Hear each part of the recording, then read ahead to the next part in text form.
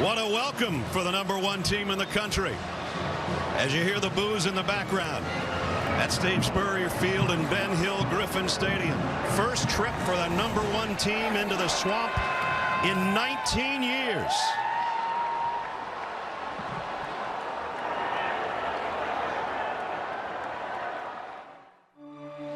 Since 1992, when Florida and Alabama met in the conference's first championship game, much of the story of modern-day SEC football has been authored by these two teams. Alabama wins the inaugural Southeastern Conference Championship.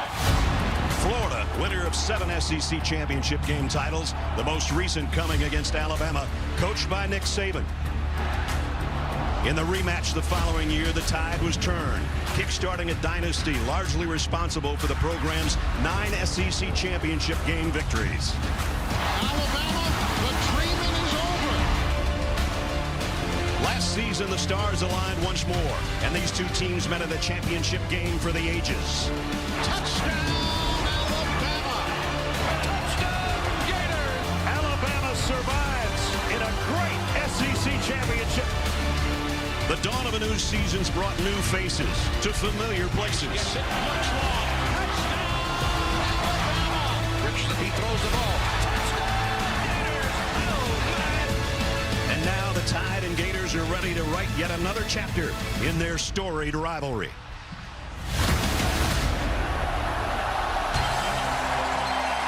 And this chapter is chapter 42. Alabama has won the last 7 over Florida, their first trip into the swamp for the Tide in 10 years. And with that, the Home Depot SEC on CBS brings us to Ben Hill Griffin Stadium, the swamp in Gainesville. It's top-ranked Alabama. It's number 11 Florida. A packed house, over 90,000. It's the hottest ticket in this facility in a long, long time. Welcome, everybody. I'm Brad Nessler with Gary Danielson and Jamie Erdahl. Partner, what a way to kick off a full-fledged weekend of SEC action, and we get a rematch of the beauty we had at Mercedes-Benz Stadium back in December, the title game between these two. Ness, I was thinking, we've done a lot of games together in college football.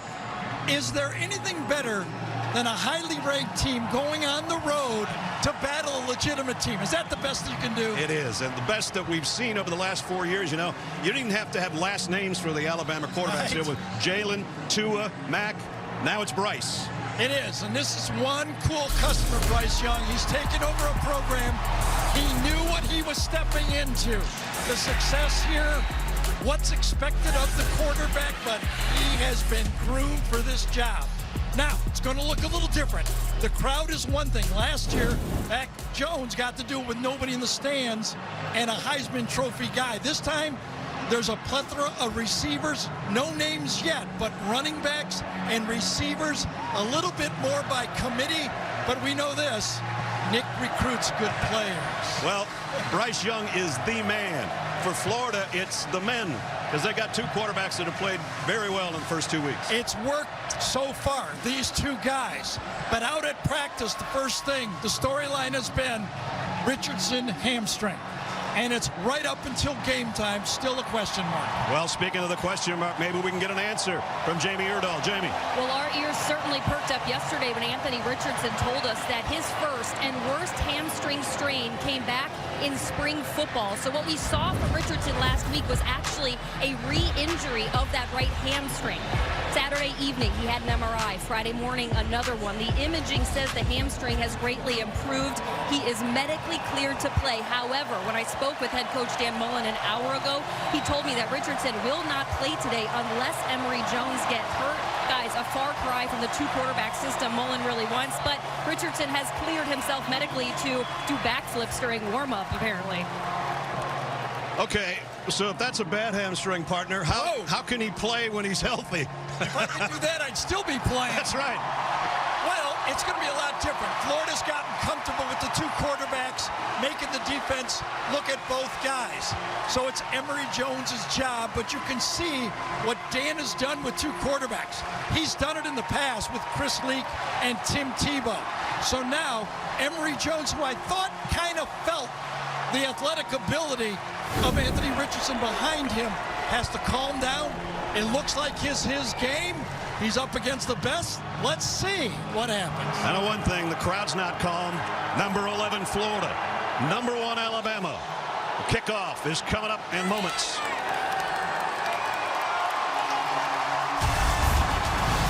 The Home Depot SEC on CBS is sponsored by Subway, Under Armour, Allstate, and by the Home Depot. Seductive. Get on this level. Get on this level. Some of the faces you'll see today is top ranked. Alabama's on the road against number 11, Florida.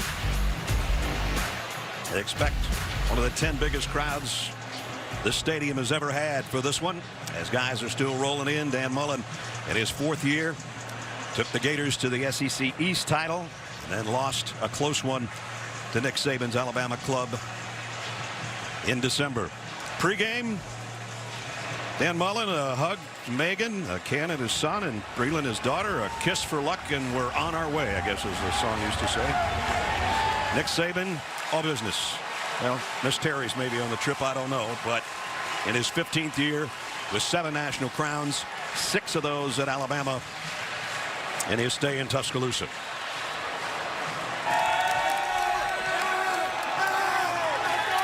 They first met in 1916, these two teams. Alabama leads the all-time series, and they've won 7 straight, as I mentioned earlier.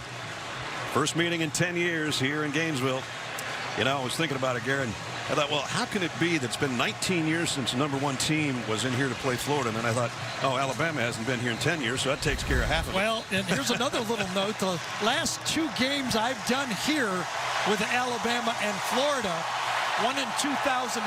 Mike Shula's still the coach of that team. Oh, Urban Meyer wins that game, goes on to win the national championship.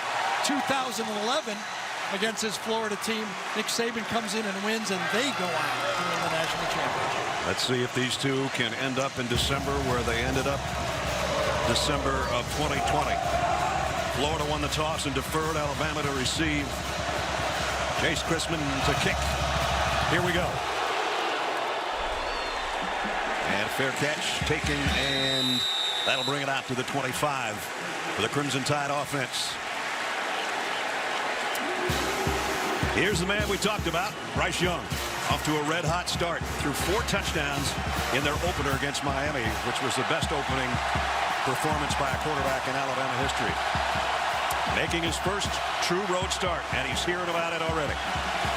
Not in style of play, Ness, but his demeanor reminds me of Jalen Hurts. Yep. Just calm.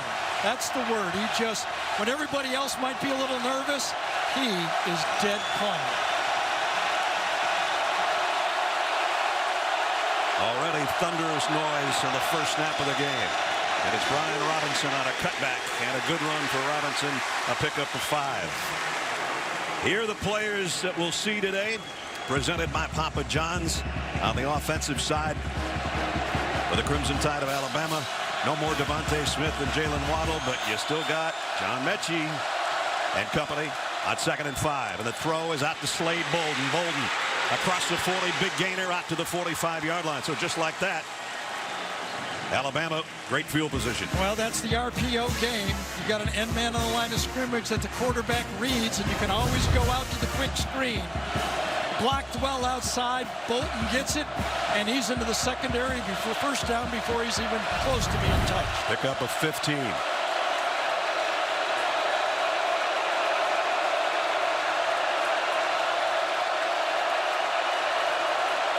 From the 45, that's Mechie in motion. Young going to go deep. All the way down. Interference coming. It was Jamison Williams, the intended receiver. And Trey Dean is the man that ran him over. Well, Jamison Williams is the fastest receiver on this Alabama team this year, number 1. Pass interference. And as you see the interference, actually it's a good penalty because it probably would have been caught, a 15-yard penalty. Bryce Young waited a little too long on the play. Had he thrown that ball maybe a half a second earlier, it would have been led into the deep, for a touchdown. That has been really the only thing that has yet to emerge for Alabama. Bryce is 1 for 10 on throws of more than 20 yards. Well, they pick up 15 on the penalty, and they're in Florida territory at the 45. Jaleel Billingsley is in motion. Quick screen out, Williams, and he got about 7. Williams picks up 7 as we take a look at the Florida Gators. Some of the defensive guys, Zachary Carter. Todd Grantham says we got to find out if they can block him. He's already got 3 sacks on the season. He's one of their leaders on the defensive front for Florida. So new offensive coordinator Bill O'Brien is doing a lot what Steve Sarkisian did. You nullify the pass rush with these short, quick passes early and give a lot of confidence to the quarterback. 2nd down and 4 at the 34. Opening drive for the Tide. Young had that tipped, I think, and it's incomplete. Not sure if somebody got a hand on it. It looked kind of weird coming out of there. It was intended for Jamison Williams again. Here's the first 3rd down of Bryce Young's young road career. And was it Cox who tipped it or inside? Yes, it was Brandon Cox, number 1. 3rd and 4. Alabama 50% so far in the early season on their 3rd downs.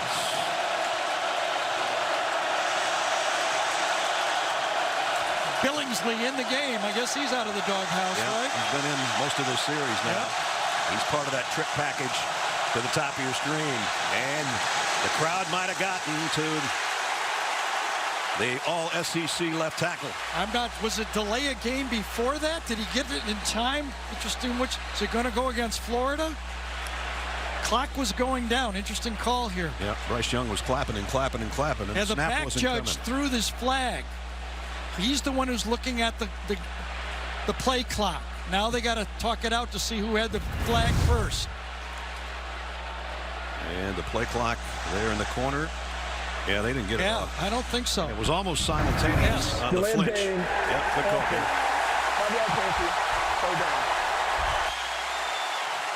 Nick Saban wants an offside on the right defensive end for Florida. So the back judge overruled the offside. But this is a break because they get another snap here. I mean, it's a longer yardage situation on 3rd down. But it would have been really long if it would have been the left tackle. Either way, they would have got another snap. But it would have been deeper than this. 3rd down and 9.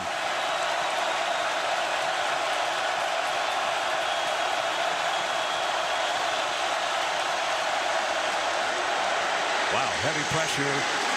1st down. And Jamison Williams had been the main target, Gary. Well, Chris Bogle, number 8, has a free run at the quarterback on the play. Watch right there. Free run, and right where he goes, he's replaced. Now you make that tackle. That's what you got to do. Tackling in the space has always been a big story when you're playing against modern-day football. You give him the short pass, you've got to make the tackle. Trey Dean really leveled Young as he got rid of the ball, but he got the 1st down at the 28. Brian Robinson, big hole off the right side. Knocked down at the 5. Had a little misstep. I wonder if he got hurt as well. That was a kind of a funny landing after the attempt to tackle. And Robinson comes up gimping just a little bit. Right side of that offensive line that time. Ekiyor and Owens do a good job of turning them out. Watch them both turn his guys out. Sprint 15 yards downfield before he kind of gets rolled up that time. 1st and goal after 23-yard pickup by Robinson. Jace McClellan in there now with Robinson on the sideline. Young high snap, bobbled, picks it up and dives forward. He's going to lose a yard or 2. And just to make sure, Antonio Valentino was there to cover him. Snap was good enough. Yeah. Maybe he took his eye off it a little bit. Just dropped it over his right shoulder. Got to be able to make that play.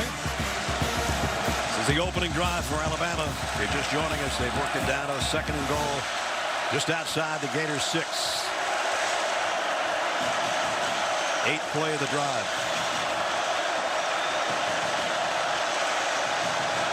McClellan will motion out of the backfield. Young's going to look that way. Got it to him. Put a move on one man. And did he get there? He did. Touchdown, Alabama.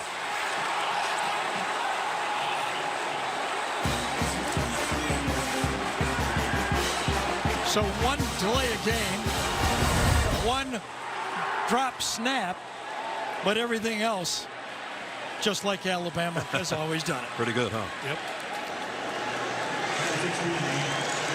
Our AT&T 5G pylon cam. Here's another look as he's going to come right at you. Jace McClellan with the dive and well into the end zone with the touchdown. His 2nd receiving touchdown of the year. Reichard's extra point is up and good. As Gary said, methodical 75-yard march in 8 plays. A little over 3.5 minutes. And Bryce Young's got his 8th touchdown pass of the year. Some of the new faces in familiar places. The end zone. 7-0. You can get non-stop sports news, expert picks, and the biggest highlights on CBS Sports HQ, the free 24/7 Sports News Network. Download the CBS Sports app to watch today. You can even watch my partner, Gary, join the HQ team. It's me. I'm going to have a tough person to follow up as we look at a couple guys you don't want to follow up. I'll tell you that right now. Commissioner Greg Sankey and Heisman Trophy winner here in his days, Tim Tebow. So when you open up with a touchdown on the opening drive, you usually get beat by Alabama. Yeah. And if you don't, on the opening drive, you usually get beat by They usually win. But, you know, the play, you get maybe one shot at stopping them. And they had them 3rd and long. Right. You make that tackle on a short pass. Good call by Todd Branton to blitz, and they don't come up with the tackle. Reichard's kickoff, fielded at the 2 by Jamarcus Weston. He's not going to get the 20, maybe to the 17. Got buried by the Alabama special teams. And so a little bit of a hole for Florida's offense to start in. And to start is number 5, Emory Jones, native of LaGrange, Georgia. He's waited his turn behind Felipe Franks, Kyle Trask. So far this season, the interceptions is the one thing that's been a little bit of a problem. Right. There's been a lot of good, but then the plays that are bad are too bad. Yeah. You know, so, you know, everybody here, everybody on all the message boards, you know, the backup quarterback's the guy. Emory's got to have a good first drive. Off the play fake and the throw. Completion for about 2 yards to Kamari Gamble, the tight end. Here are the players we'll see today, presented by Papa John's. Offensively with Emory Jones. Copeland's been his main target as Jacob had career highs last week in their win over South Florida. Jones to throw over the middle again. Nice catch and maybe a first down. Very close, and it's Gamble again. Well, they've been looking for a tight end since Kyle Pitts went to Atlanta in the draft, and they haven't used one much. No, not in the first 2 games, but against this Alabama defense, they love to match up inside the number 3 receiver or the tight end on the linebacker. That's where they want to get it to. Got a first down at the 27. Whittemore in motion. Ground game for the first down, at least from the running back. And it's a good one. Nice run by Malik Davis. And the defensive players we'll see today for Alabama. They'll rotate a lot of guys in, especially that front 7. And this guy's been an unbelievable transfer portal guy. Henry To'o, who we watched for 2 years at Tennessee, be the leading tackler. He's now the middle linebacker and making the calls for the Tide on that side of the ball. 2nd and 6, a little hesitation, and the pitch to Davis, got the corner, still going, and Malik Davis is out across midfield.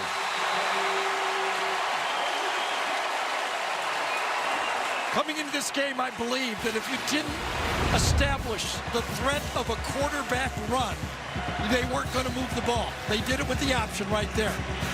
In essence, the quarterback tackled Drew Sanders, number 20, by pitching the ball. He threw the tackle, pitched it, and that evens the numbers in the offense. Pick up of 20 to the 49 and a first down. Emory Jones stands tall, flips it out, got it too far ahead of Malik Davis, the intended receiver. Anthony Richardson looking on as Emory Jones is running the show here on this opening drive. There he is with the headset on. Seems like every snap he's had has been a big play, and that's why the fans around here keep calling for him. He's shown some athletic ability that's off the charts, and we saw with the flip that in the game just as much. Well, did he do it soon enough this time? Did Garage do it soon enough in the reaction to get the penalty? Alabama moved into the neutral zone, and Garage reacted. Offside. Defense on the Yes, 50. right. Yes, he did. Tim Smith is the guy that jumps. Yeah, right on the tackle, right at watch. Wait. Oh, boy, that was delayed. I was wondering if he'd get away with that, but he did. The big left tackle gets the call. And DJ Dale comes in as Tim Smith gets the penalty and gets brought out of there. By the way, Will Anderson in the game, number 31, ended up in his spot. He was a question with a knee. But he's in there, and he's an all-SEC, all-American type player. Jones throws complete. Gamble again has been huge on this drive. It's his third catch. And he almost broke that one open. A little bit of a delay from the tight end this time. Motion to change the numbers, but watch Gamble just slowly and then come out. Hits and then comes out. The motion changes the numbering for the Alabama defense. I got number 1, I got number 2, starting from the outside in, and then just a little bit of delay. Beautiful call by the Florida offense. Here's a run all the way for Jones. Broke one tackle, broke a second, down to the 17-yard line. So Henry toe-to-toe, number 10, had it read. But this is what the running quarterback can do, especially a big guy. Pulling around, run through one tackle, spin through another, and makes a positive play. This is the offense. Listen, Kyle Trask was great at what he did last year. Right. But there's no Kadarius Toney and Kyle Pitts out there. This is the kind of offense Dan is more used to running.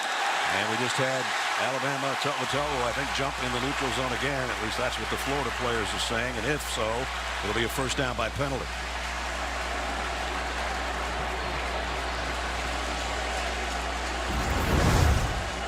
Sneaking up there a little too much here. Defense on the 10. Jumping into the neutral zone and causing a reaction by the offensive player. 5-yard penalty results in the first down. One thing I noticed out of practice, unlike other teams, Florida multiple times goes on the second clap from the quarterback. Alabama goes on the first clap, so maybe in practice they've been used to moving on that first clap. Good call.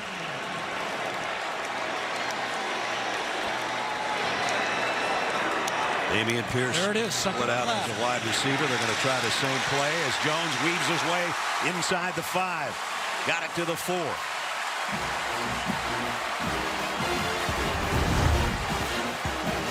One thing this Florida offensive line does well is pull. They don't take a lot of guys on straight on, but they block down and pull around. Very effective. Florida can get a first down without scoring. Not here, though. Well, Damian Pierce cuts it outside, but he's going to go down for a loss back to the 8.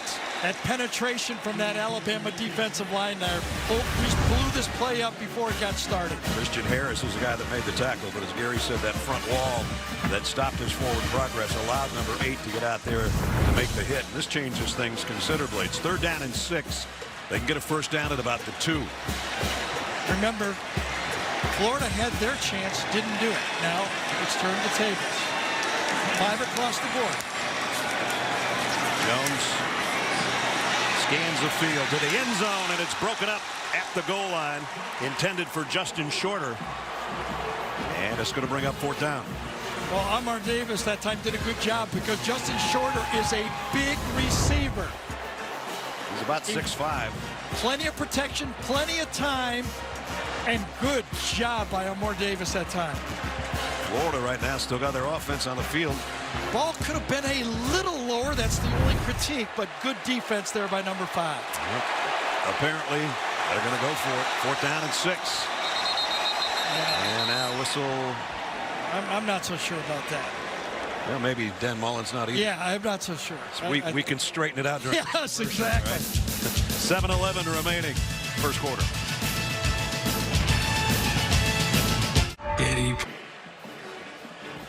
The new season of Survivor is a monster. More fun, more dangerous, more difficult to win.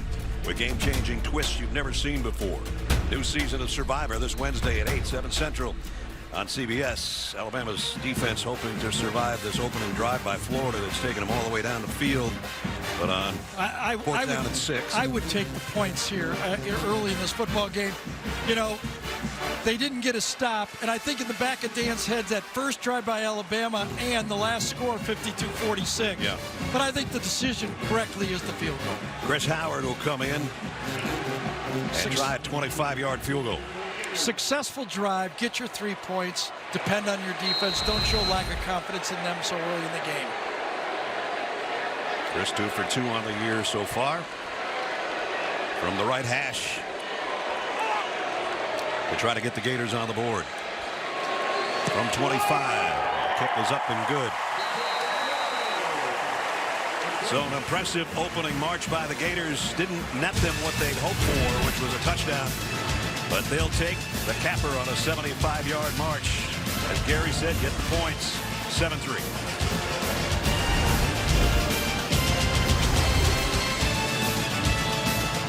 Here's a direct.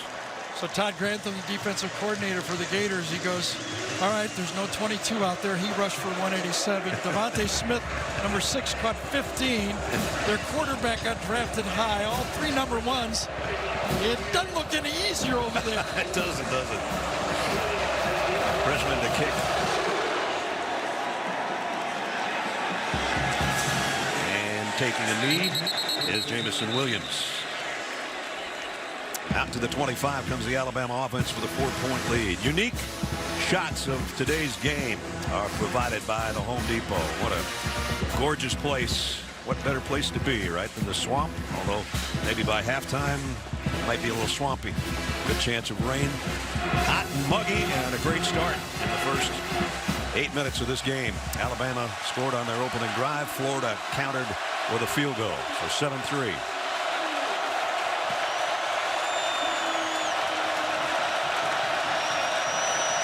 Jace McClellan in the backfield with Bryce Young. Young to throw to Bolden, complete pickup of about 6. So Brad has mentioned defensive tackle Zachary Carter earlier in this game, number 6 for Florida, playing that defensive tackle spot. He's up to 285 pounds this year, playing close to the quarterback. I think he's a real key guy in this football game, but the short passes have neutralized him so far. Second down at 4. McClellan is wrapped up in the backfield in a loss of about 3. Sherrilyn Moon, holy cow. The moon rises. So he's in for Ventrell Miller, number 51, who's injured and probably out for the season. But number 7 times it. It's not blocked well. And you could see the mistake. Cohen, number 70, should have come off and rubbed off, and he didn't get it. Jeremiah Moon, a 6th-year guy. And he said, I've seen that stuff before. Third down chance for this defense again for Florida. See if they can get off the field. Alabama needs to get to the 35. Crowd is deafening right now. Bryce Young has a look to the sideline and a backup look to the clock. It's down to 2. Well, it looked like some motion, but I guess they got the snap away and the throw's incomplete. And now there's a flag at the very end of the play. Kaiir Elam. Yep. Mechie said he was held. The official agreed with him. Was not a blitz, but it was bump and run coverage, man to man. Pass interference, defense number 5. The penalty places the ball at the front of the foul and includes an automatic first down. Here's the matchup. Ooh. Well, I don't like I don't that know about call. that. Not at all. Offensive pass interference. In fact, maybe. Mechie grabbed his jersey. I think that's a tough call, and that's tough to play bump and run coverage. If it's going to be called that tight, it's going to be tough on both sides, and that's the style both sides like to play. Throw over the middle is behind Mechie. And if that would have been on target, he might still be running. See, that's the slant pass that Tua was a master. Yeah, he was. Okay? And last year, Mac Jones came in and took it from there. Not better than Tua. Best slant passer I've ever seen. But you're right. If this thing's on target, Mechie does a good job. It's going to be grab onto his ankles because that's your only chance to save a touchdown. Second down and 10.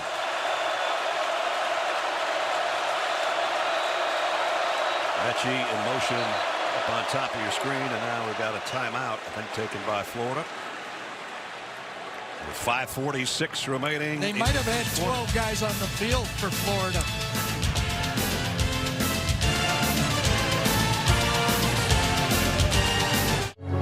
The best. Alabama's 7-3 here in the first quarter. That's the Gators' second time out, Gary. Yeah, second one. And this one they had to, or they would have get it called for a 5-yard penalty. Look at Alabama right here. This is how you do it. There's 5. There's 5. Nest take over.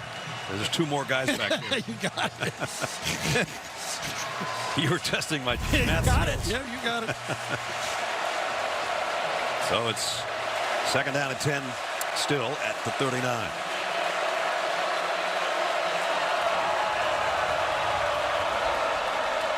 All the receivers to Bryce Young and Chase McClellan's left side, as Zach Carter would love to get some heat on the Alabama quarterback. Now Mechie comes back in motion.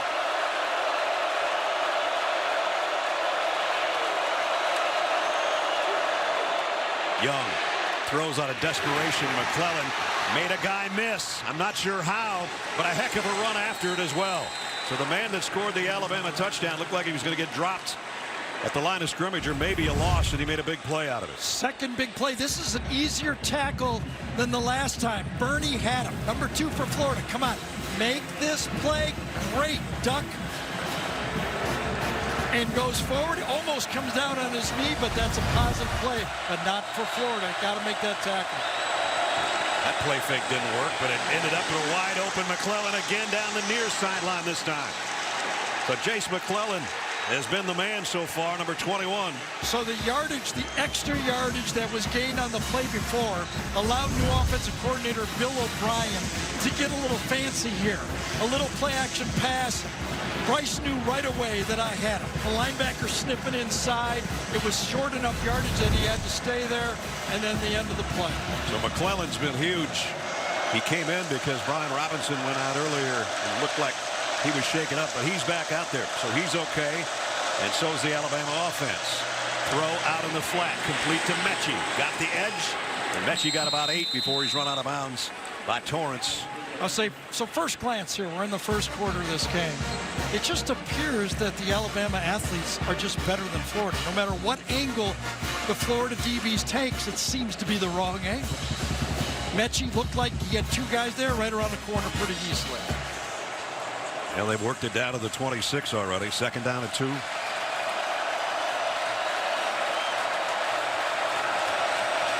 It's JoJo Earl, freshman receiver, who's in the lineup. They think he's going to be something special, maybe kind of like Dalen Waddle. He's going to waddle over to the left. Fakes that he was going to take a handoff. The throw is to wide open Billingsley. If he got the pylon, he got the touchdown, and he did. Okay, 2 shifts, 1 motion, and the Florida team got confused. Billingsley went out and up, and an easy throw, a beautifully designed play. He's right here, then the motion, and then Alabama gets in the backfield. He runs actually into Mechie on the play. That's what changed it. Mechie runs into his man, and he tiptoes to the pylon. Wow. 75 yards in 7 plays. Speaking of pylon, from Pylon Cam, here he comes, and there he goes into the end zone. It's 14-13 right now, soon to be 14, as Will Reichard set for the point after. Nicely designed play that time, and Dan Mullen knows he's got his work cut out for him. Extra point is up, and it is good. 75-yard march in 7 plays. Jaleel Billingsley was in the doghouse of Nick Saban a week ago. He's in the penthouse right now. Touchdown. 13-3, top-ranked Alabama. Another long scoring drive. Capped off by a 26-yard touchdown pass and catch. Bryce Young to Jaleel Billingsley. Florida had their chance to get out of that one again. That pass interference call, that was a rough call. That was a rough call, I think, yeah. Yes. That was rough in a lot of ways. and also being on the Florida bench, the official calling that one, I know they don't want to listen, but usually they hear, but that was, could have gone either way. Maybe I should rephrase that. It's hard to believe it was called on Florida. I'm with you. Rocket kick. Fair catch called for, and that'll bring Florida out to the 25-yard line with their second offensive series. Last time they took it down 75 yards in 11 plays, but they were stymied when they got it down close to goal to go and had to settle for the Chris Howard field goal.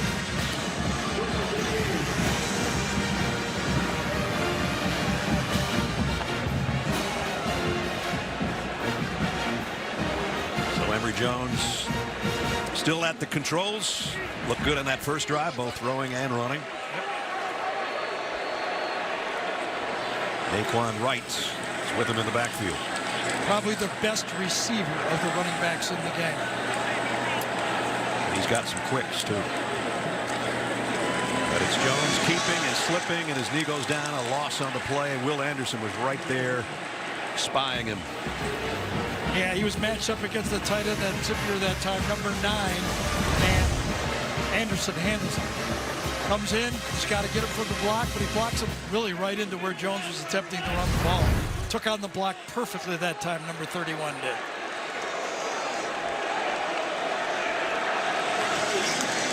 Behind the change for one of the few times today. Second down and 13. Try to run it off the right side. Got back to the original line of scrimmage. Interesting conversation I had with Pete Golding about how he's going to try to fuse the Florida offense. He said, I want to disguise the defense to Dan Mullen, not the quarterback. Flag down.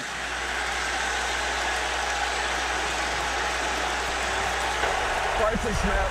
Timeout. Alabama. They're first. Alabama takes the timeout. Did they have 12 guys on the field that time?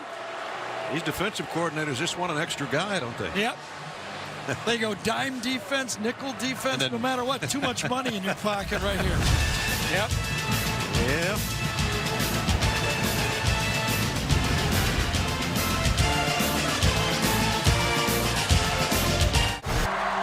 Tuesdays this fall, from executive producer Dick Wolf, comes a new night of television. FBI, FBI Most Wanted, and the series premiere of FBI International.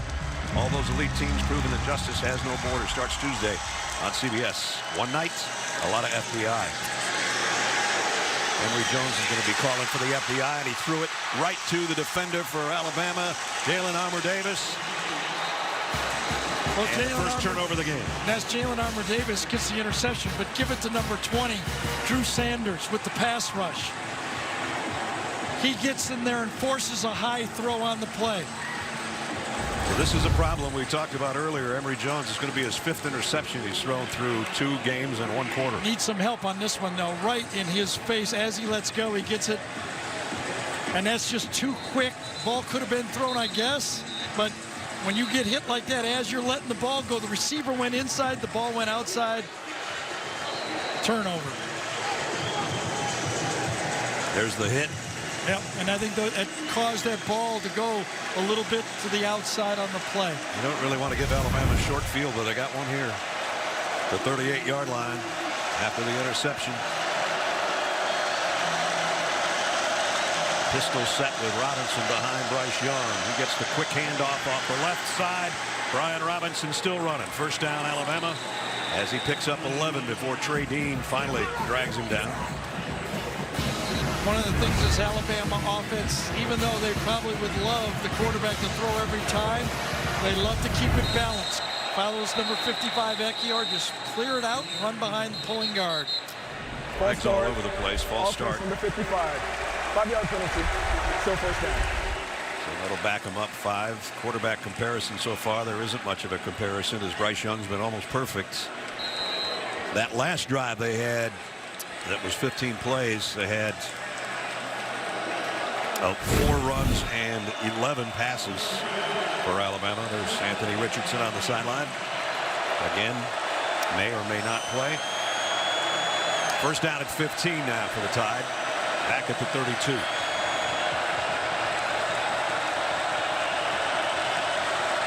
Brown trying to help their defense.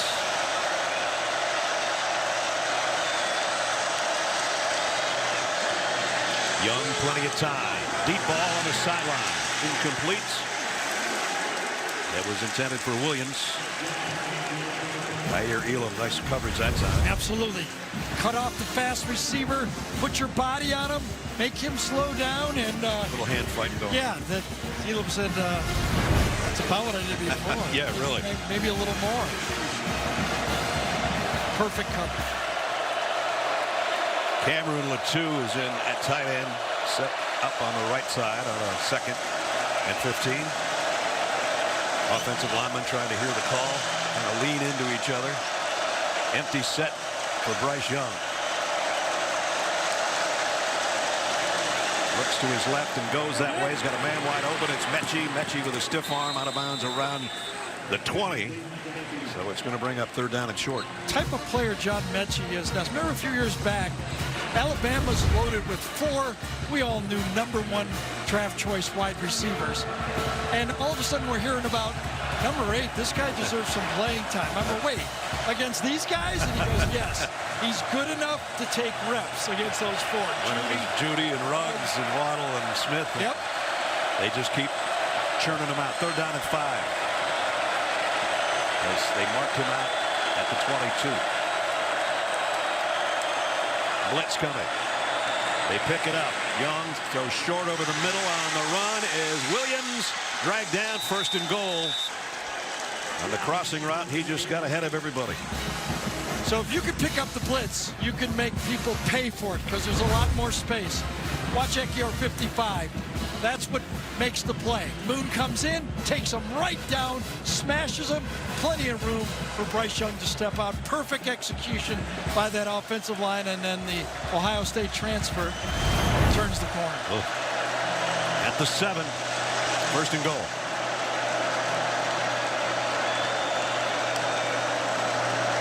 They play fake it to Robinson. They go to the end zone and skips off the hands of Bolden, incomplete. That was a fight back there, wasn't it? It was. Perfectly thrown by Bryce Young. High enough, only his guy could get it. When you make this throw, you see the defender's helmet facing the other way and go, see it? Yep. No way that Johnson, number 16, could make the play, and he goes, I'm just going to give it. It's almost like a back shoulder throw in the middle of the field. If Slade Bolden's an inch taller, he maybe makes that catch. One of the shorter receivers for Alabama. 2nd down and goal. All 3 wideouts to the top of the screen, including Bolden, who's in the slot. Final minute, 1st quarter. Bryce Young rotates the ball in his hands, gets it out to Brian Robinson. A move and a touchdown, Alabama.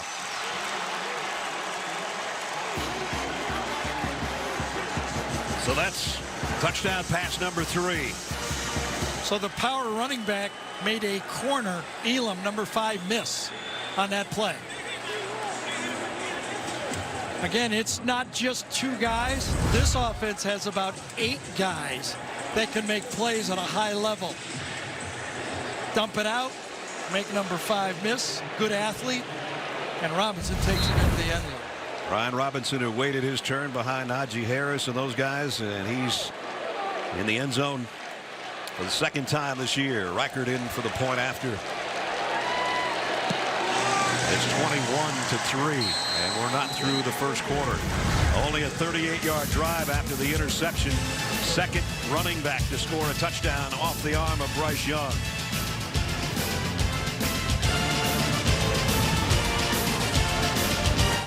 The great thing about the app is we're going to get 21-3, top-ranked Alabama on the road.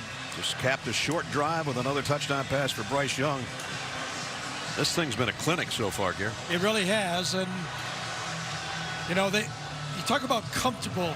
Again, Number 9 exudes it. And, you know, when you go watch Alabama practice, the competition every day in practice, they go, you know, all right, there's not 90,000 people there, but it's tough every day. That's part of the key to why this team plays so well on the road right now. Rackard's kick. And Florida calls for the fair catch. He'll bring it out to the 25. Now it's time for our hometown connection presented by T-Mobile. Here's Jamie.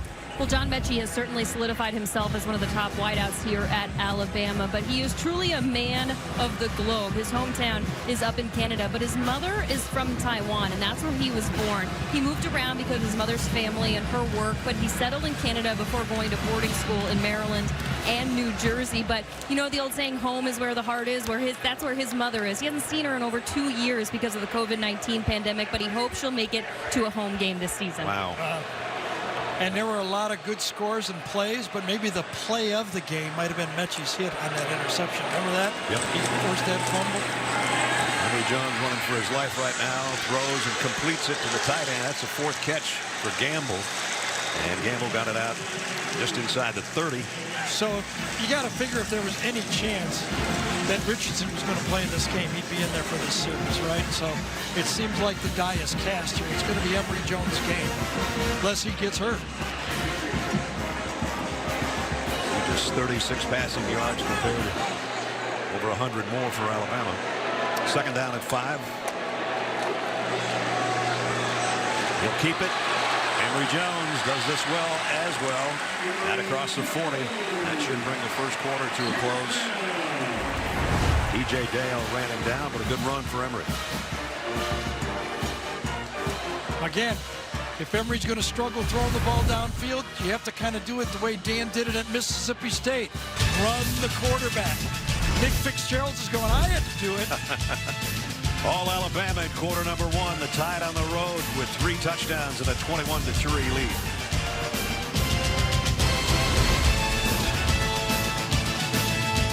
So what? Set to start the 2nd quarter at the Swamp in Gainesville. And Alabama on the road controlling things through the first 15 minutes with a 21-3 lead. Florida from the 41-yard line on the opening snap of the quarter.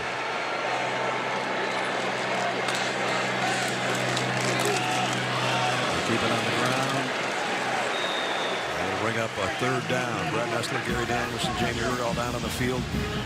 Well, Dan Mullen had about 3 or 4 minutes to talk to his team. What's he tell them during that timeout? I think, you know how the coaches keep these playbooks on, all right, okay, I'd go right to the part where it says quarterback runs right here.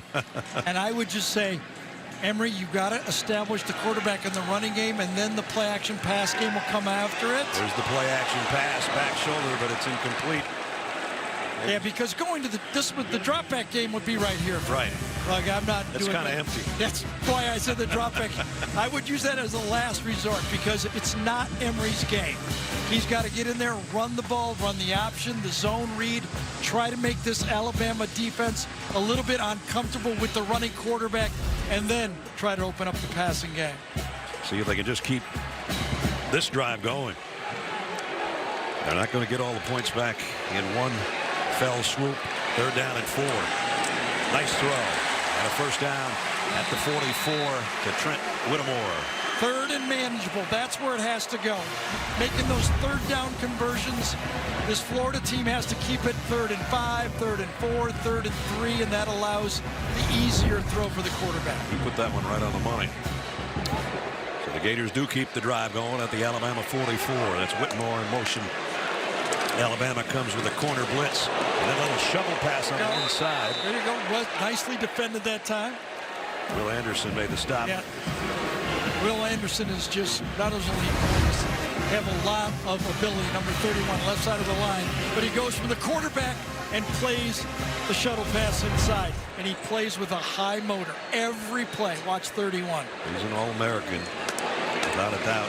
Here comes a blitz again. Jones has time, running out of it and trying to run out of it. Got back across the line of scrimmage, picked up a couple. Phil Mathis, and again it was Anderson who created some havoc. You said keep your eye on number 31. This time a wonderful stunt inside. He got all the way inside on Reese, the guard, and that flush Emory Jones out of the pocket. He got what he got on the play. Started out wide. Stunt designed that time. He got inside to make the pressure. Anderson had a couple of sacks and a forced fumble in that SEC championship game back in December. Gets a little breather here on this 3rd down and 7. And it's quarterback draw all the way. Jones isn't going to get there. It's 4th and 2. Let's see if Dan goes hurry up here. Remember, hurry up last time caused Alabama into a timeout. You got to believe the way the scoreboard's looking. You got to think 4 downs. This is kind of a dead spot on the field as far as your field goal kicker. It's almost 3 yards to go now, the way they spotted it.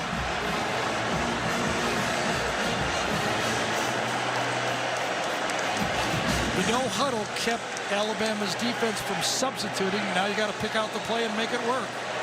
Here we go. 4th down and 3.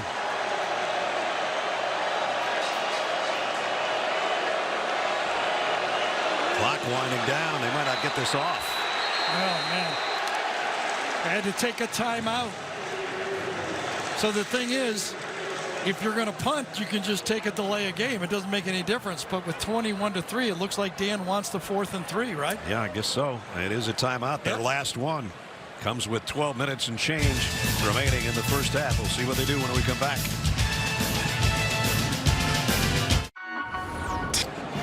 Dan Mullen with his quarterback on the sideline, having taken their final timeout of the half with 12 minutes and 11 seconds to go in the quarter, and it's 4th down and 3. And with the gravity of the situation, I guess, being this far down and being in a weird spot on the field, they're going to go for it.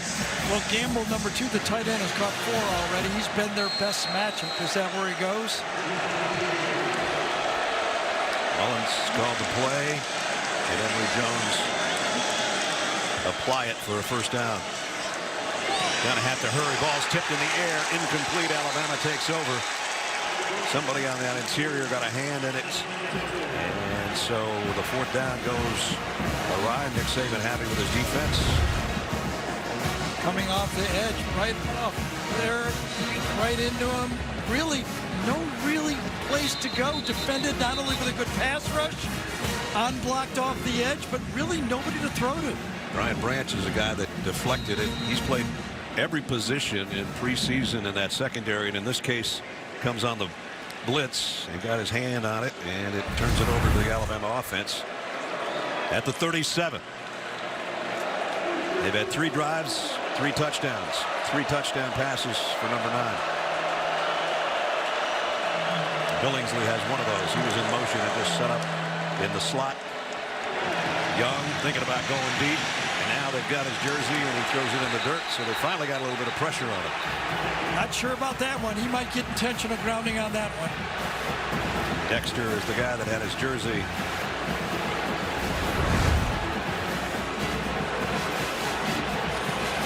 Nowhere to go with the ball. Dexter comes in, grabs him, and yeah, he threw it almost on the ground.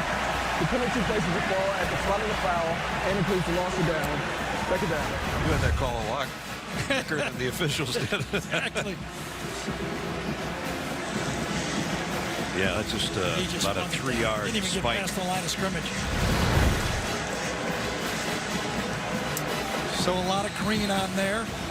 And then the touchdowns in black. That's not bad. Nice combination, right? No doubt. Very Christmassy. Christmas in Florida. 2nd and 16. Crowd again trying to come up with their defense to make a play. Young fires. Incomplete, intended for Earl, and broken up at the last second by Johnson. There's Johnson. Johnson on the slot. That's a tough one to get it. Good speed. JoJo comes back for it, and well defended. That's how you got to battle those throws. That's good a bang-bang play, because that's a good throw and an even better defensive Absolutely. play. Good precision by the offense and better defense. Finally, Alabama to 3rd and long here. Their average 3rd downs, just a handful. This is 3 handfuls plus. Just a 3-man rush unless they blitz. They won't. Young still getting flushed out of the pocket, throws on the run, and broken up again. This time intended for Mechie, And Elam got a hand on it. And finally, Alabama's got a punt. So the penalty and the mistake early was not able to be overcome, and then the Florida defense steps up. Three-man rush, but just enough because of the long yardage that time. And again, you're up 21-3. Bryce Young doesn't want to make a mistake here.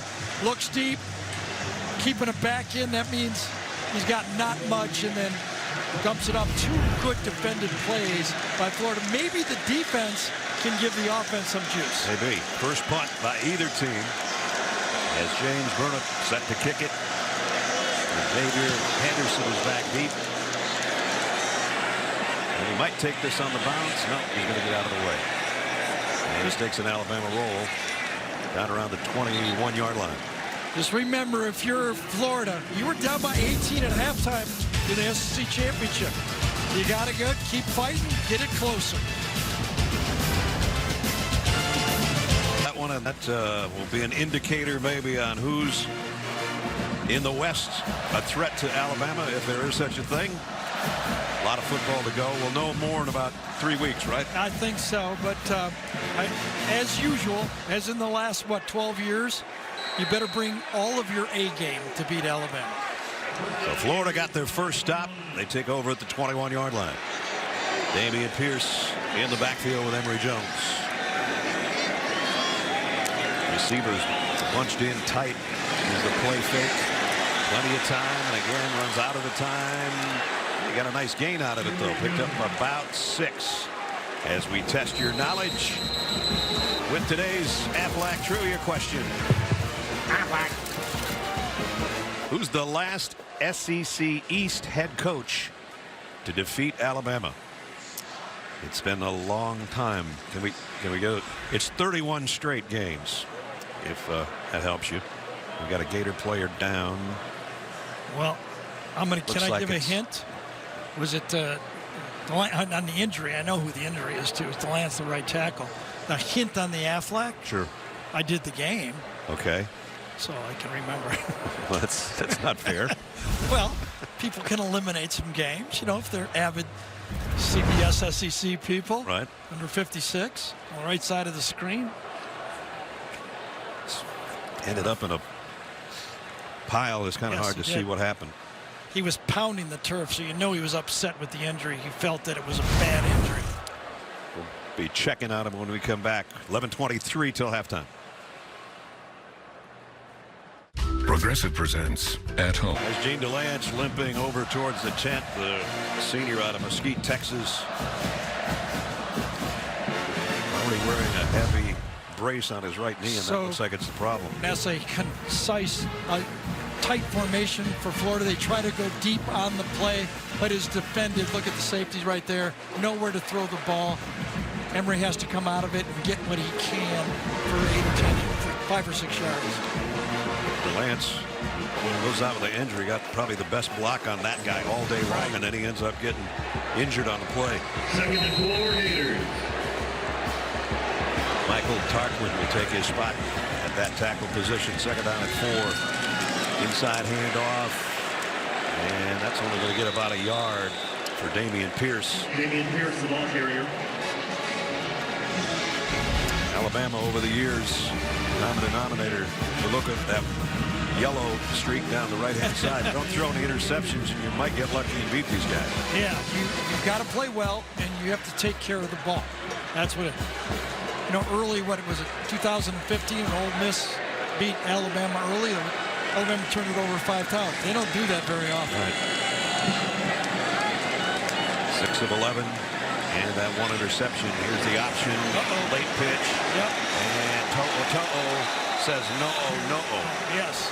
The double clutch allowed number 10 to say no on that play. You're exactly right. Strung out very well. Watch number 10.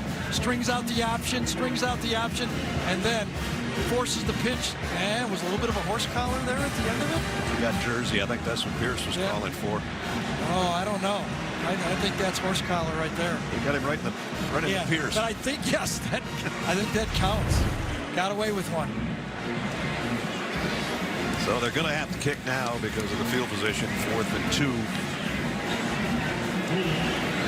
Florida 1 for 5 on 3rd down. Cross shot, a punt.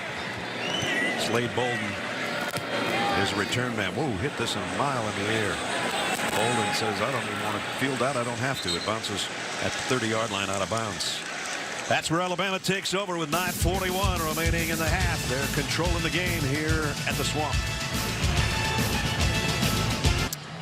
And right now, time to do Project Smarter, presented by the Home Depot. Do smart things like spread the ball around to all your kind of new faces, I guess. Chase McClellan, who had a reception, a touchdown, and a block punt last week for touchdown, scored. Then Jaleel Billingsley hadn't played much because he was in Coach Saban's doghouse, and then Mechie and company. So 2 touchdowns to the backs, one's to Billingsley, which is a wide receiver / tight end, and that's doing things smart for Bryce Young, mixing it up to a lot of different people. So Alabama's only run for 34 yards. I wonder if they're going to try to dial up the run game a little bit right here. They'll try this one. It's McClellan, broke 1 tackle, puts his head down and goes for 5. Yeah, he had a big game last week. He had 4 rushes, including a touchdown. Caught a pass for 21 yards and a score, which he did similar today. And then he had a 33-yard block punt return. His first guy, an Alabama player, has scored 3 different ways in a long time. So he starts emerging. You still got Trey Sanders that we haven't seen. Brian Robinson's the proven vet who's waited his turn. They're still pretty loaded where they need to be. 2nd and 5. Play action. That was way behind Williams, the intended receiver. I don't know. It was a mix-up between quarterback and receiver.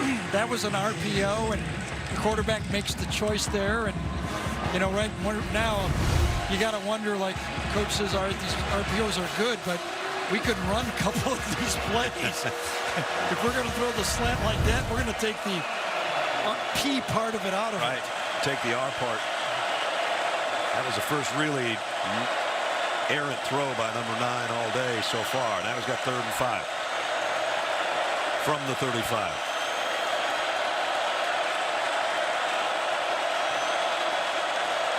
Play clock, just got it off. Young steps up in the pocket, throws on the run deep, and broken up, intended for Mechie. Elam's back there, and so was Trey Dean, and Elam's the guy that's still down. This is exactly what Bryce Young has been doing in the 2 games on tape. He gets out of the pocket, but he keeps his eyes downfield. He does not like to scramble and run. He looks for the big play when he's flushed out, lets it go, and Elam does a great job at the last second of getting that hand and distracting Mechie enough. Mechie could have caught that football, obviously. And Elam, the guy that ended up on the bottom of the pile after making the play, and he is their best cover man. Preseason first team all SEC. Hopefully he can just walk things off, but it's not looking great. 4 straight incompletions for Young, which is an oddity, and it forces another punt. Since we put up the Christmas tree. All the red and green? Yes.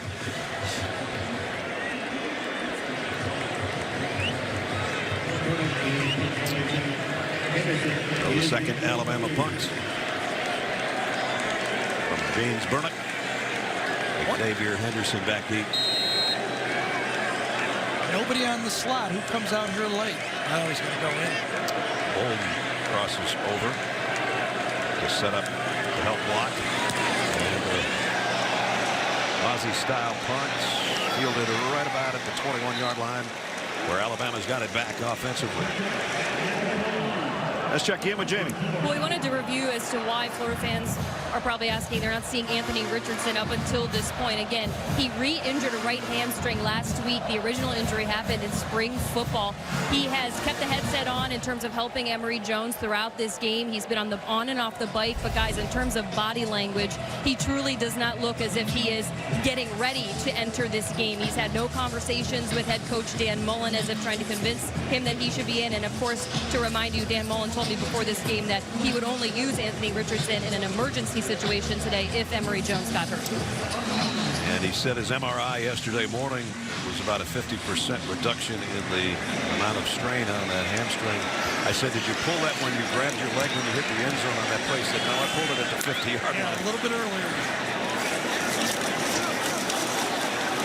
Good run by Naquan Wright.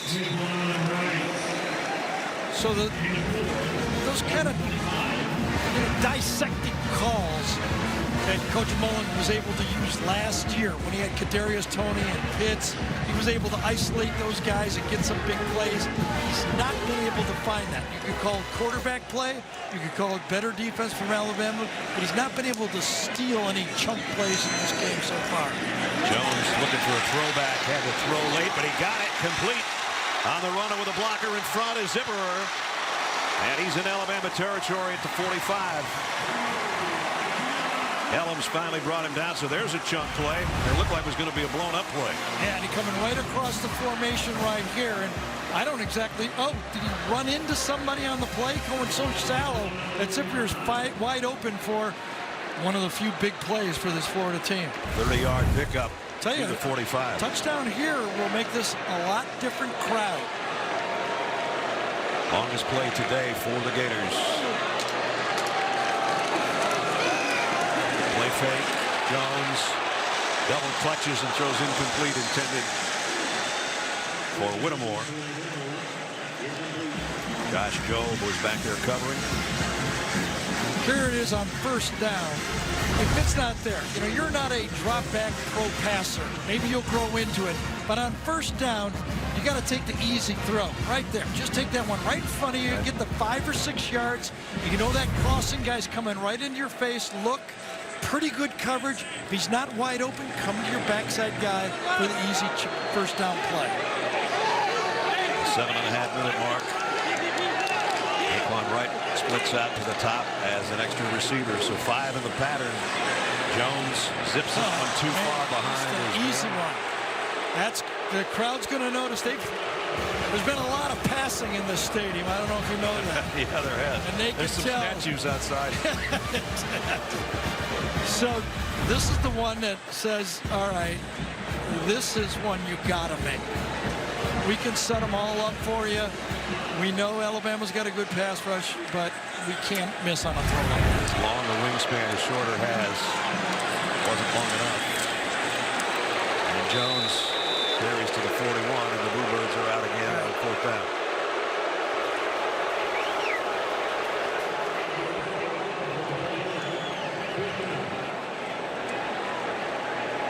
They came in near record crowd to watch this matchup against the #1 team, and it's not going their way so far. So they have had 2 straight stops here. Are they just looking to draw them off sides, or are they going to hand Alabama the ball in the 40 if they don't make it? 4th down and 6. Blitz coming. They're going for it. Jones going to go deep, and might be an interference back there, or is the ball caught anyway? The flags fly. Copeland saying, I didn't get a chance to catch it. I think he's right.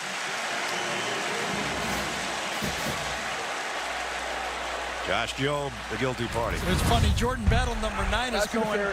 Defense, number 28.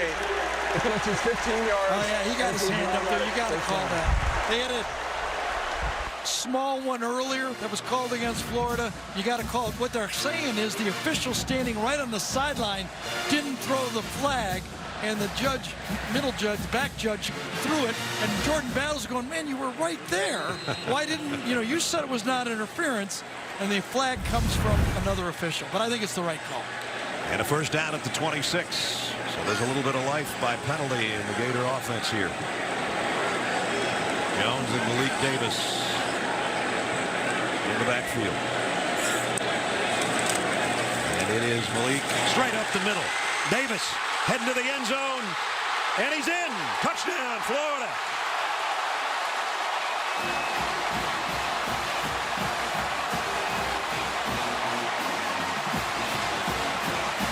Now the crowd's alive. Right up the middle, the blocking right there. Center and left guard pushes it right out of the way. Good job. And Malik Davis rolls over and falls over and gets it into the end zone. And you say, one score, the crowd goes from booing to we got a ball game, they think. And that's all touchdown because his body was on the defender as he rolled in. Chris Howard for the point after. Oh, he missed it. Yes, he did. Well, only bad part of that drive. But remember, first it was the long ball from Emory Jones, intended for Copeland. There was a pass interference on Joe. That kept the drive alive. Malik Davis, number 20, goes 26 for the touchdown. 21-9. Missed extra point gives us a 21-9 count. Coming up, Adam, Rick, and BJ will have first half analysis and highlights from around the country on the Geico halftime report. 6.5 minutes from now. This one's going to be returned from the 5. Anderson Williams got it out about where they would anyway at the 25-yard line. A little bit earlier, we tested your knowledge with our trivia question, which was, who's the last SEC East coach to defeat Alabama? You got to go back a long ways, but it was the old ball coach, Steve Spurrier. Yes, it was. 2010. Nobody would have guessed that. Alshon Jeffrey, Marcus Lattimore, Yeah. Steven Garcia. Steve Spurrier, Florida Field. Slowed the game down and just made the play. Coach Spurrier hosted us Thursday night at a new restaurant. Great place. Yeah, it sure is. Brian Robinson back at tailback behind Bryce Young will get the carry. And he'll get only about 2. Nice job defensively by Daquan Newkirk. He's one of those transfer guys as well. Came in from Auburn. And Antonio Valentino, whose number we called a little bit earlier, came from Penn State. So that beefed up the inside a little bit from the transfer portal for Todd Grantham. Remember in the SEC championship game, Alabama rushed for 187 yards, but 177 of them were from Najee Harris. Young steps up. He's in trouble and got whacked by Brenton Cox.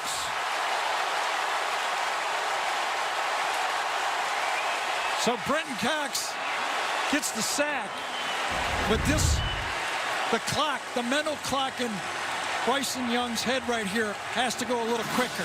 Nobody open, good coverage, and when he goes to leave, Cox is standing and then hitting him from the blind side. Backed up to the 24, another 3rd and long situation. Crowd in full force right now for Bryce Young.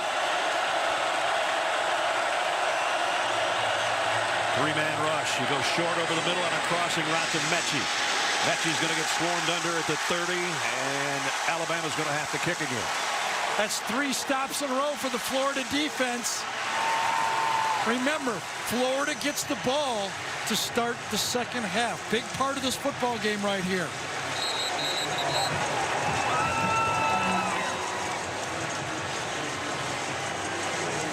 So Burner comes out to punt again. And Xavier Henderson waits back there at the 30 on the other end.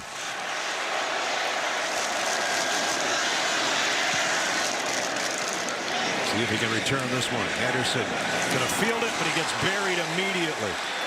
And it's Williams down there on the special teams. Starters play on special teams. Oh, yeah. Oh, yeah. Oh, yes.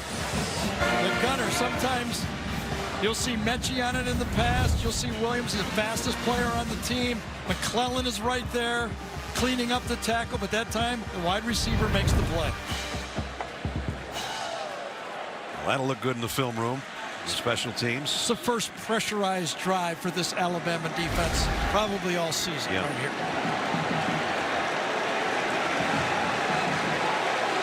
They've been good, but a couple of mistakes on that last drive, especially the 4th down pass interference. Just kept remember, the Florida drive alive. Florida has no timeouts, but still plenty of time to run the ball. This won't be a run unless it's a quarterback. Oh, it is. And he got about 4. Christian Harris inside to make the stop. Clock will wind its way under 4 minutes before the next snap.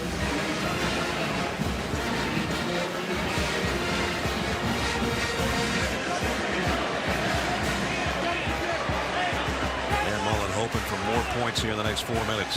2nd down and 6.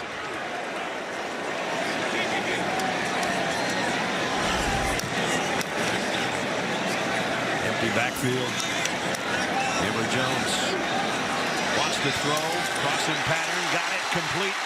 Rick Wells into Alabama territory.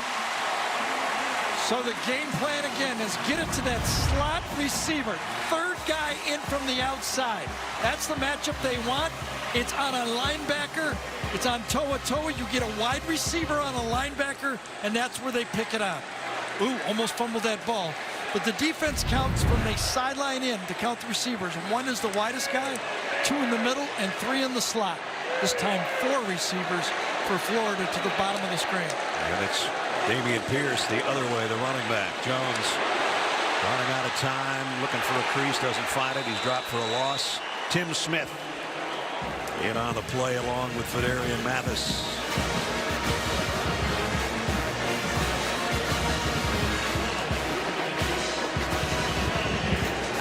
That 26-yard pickup got him into Alabama territory, but the sack has him back right at the midfield stripe. Second down at 12. 2:40 to go in the quarter, and as Gary said, no timeouts for the Gators. Had them all used up with 12 minutes plus remaining in the half. Here is Pierce trying to head to the left corner. Pretty good run. Absolutely. Nice job by that Florida, that Gator offensive line that time. Flag on the play. Was it nice because they held left side of the line? Good job by Garage. It's, a tug in the secondary that time. You could see it right at the end. Was it Wells? Number 12? Yes, it was. Still third down. He's the guy that had the big pass play. Now he's got the penalty. It was at the end unnecessary. He's blocking, then he grabs right at the end.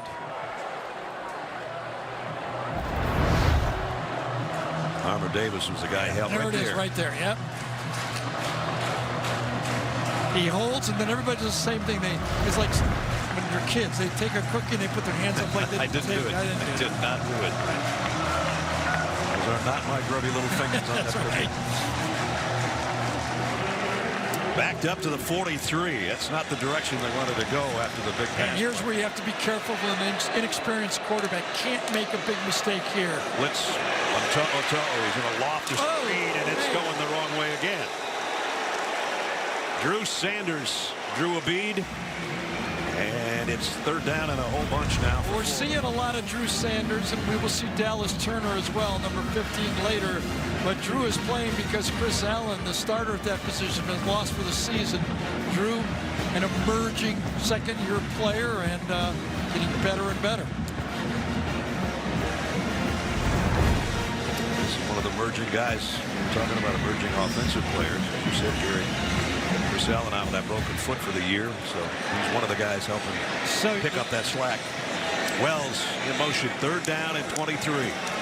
And they're just going to play it safe. Yeah. Naquan Wright's dropped. Can't make a mistake here, but still plenty of time for Alabama to take maybe a timeout here. Will Anderson again on the play. Man. Will Alabama take a timeout? How many number 31s is there on the Alabama side? One is enough.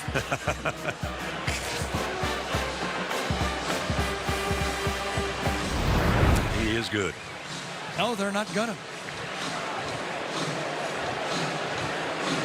JoJo Earle's going to drop back, waiting on this punt. Crawshaw. I would think since they're not taking a timeout here, if I was Florida, I would get rid of this punt quickly because they'll go for the block. Crawshaw does a nice job of getting rid of it, and it's a beauty. JoJo Earle way back at the 9 with a fair catch, 9 to 10. Good punt. With 35 seconds remaining in the half. Football action continues tonight on CBS Sports Network. Utah battles San Diego State at 7 Eastern. And that's followed by 14th ranked Iowa State on the road to take on UNLV. That's a doubleheader coming up tonight on CBS Sports Network. 53-yard punt as Alabama back just inside their 10-yard line. You didn't think they would do much with this. I would think if you're a Gator fan, you go, okay, not exactly what I had hoped for. Yep. But if you're Dan Mullen, you go, okay, we got 3 stops in a row on defense, something maybe I could get in the locker room and build on. Bryce Young is in the shotgun. He's going to hand it off to Brian Robinson, who's going to lose a yard. That should just about do things for the half. Boy, the first quarter, it looked like Alabama was going to run away and hide. They had a big lead, and it seemed like every drive was better than the previous one. But as Gary said, the Florida defense has come up, stiffened up. It started with that intentional grounding. They got behind the chain. Yeah. And then that Florida defense kind of got the feel of it, and 3 straight stops for no points for Alabama. But Bryce Young looks a little bit the same.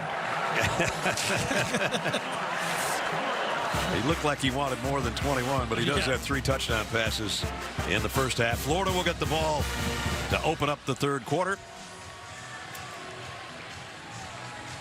So the #1 Tide heading into the locker room with a 21-9 lead.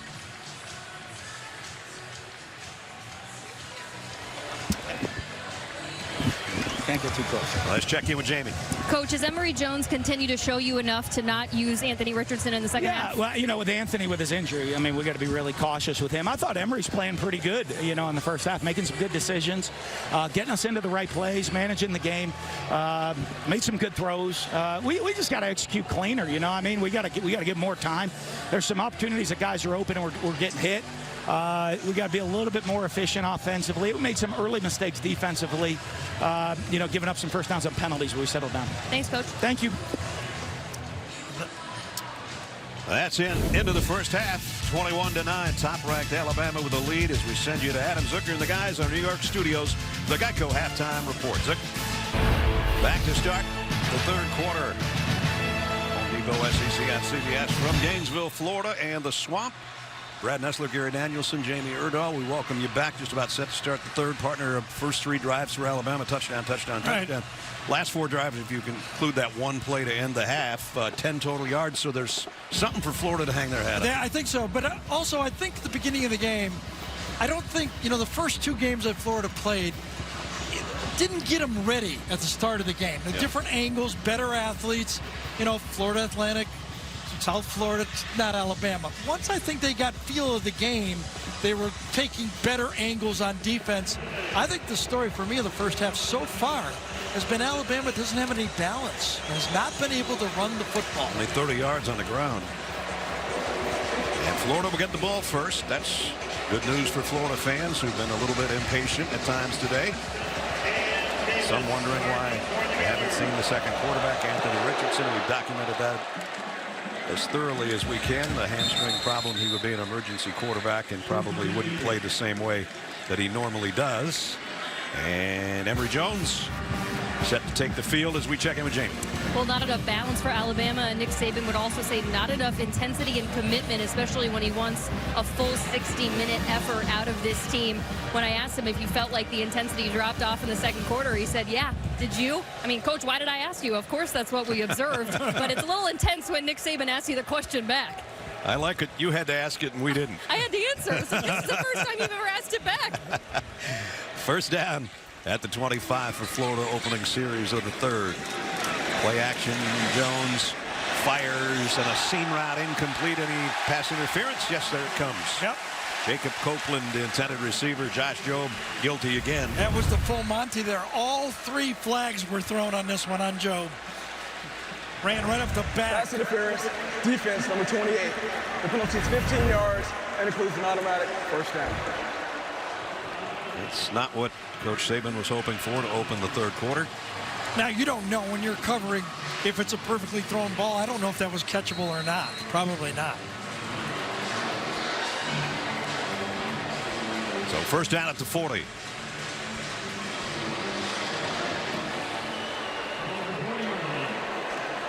Malik Davis in the backfield with Jones. Alabama shifting on their defensive front. And it's Emory Jones. And he's got close to 10.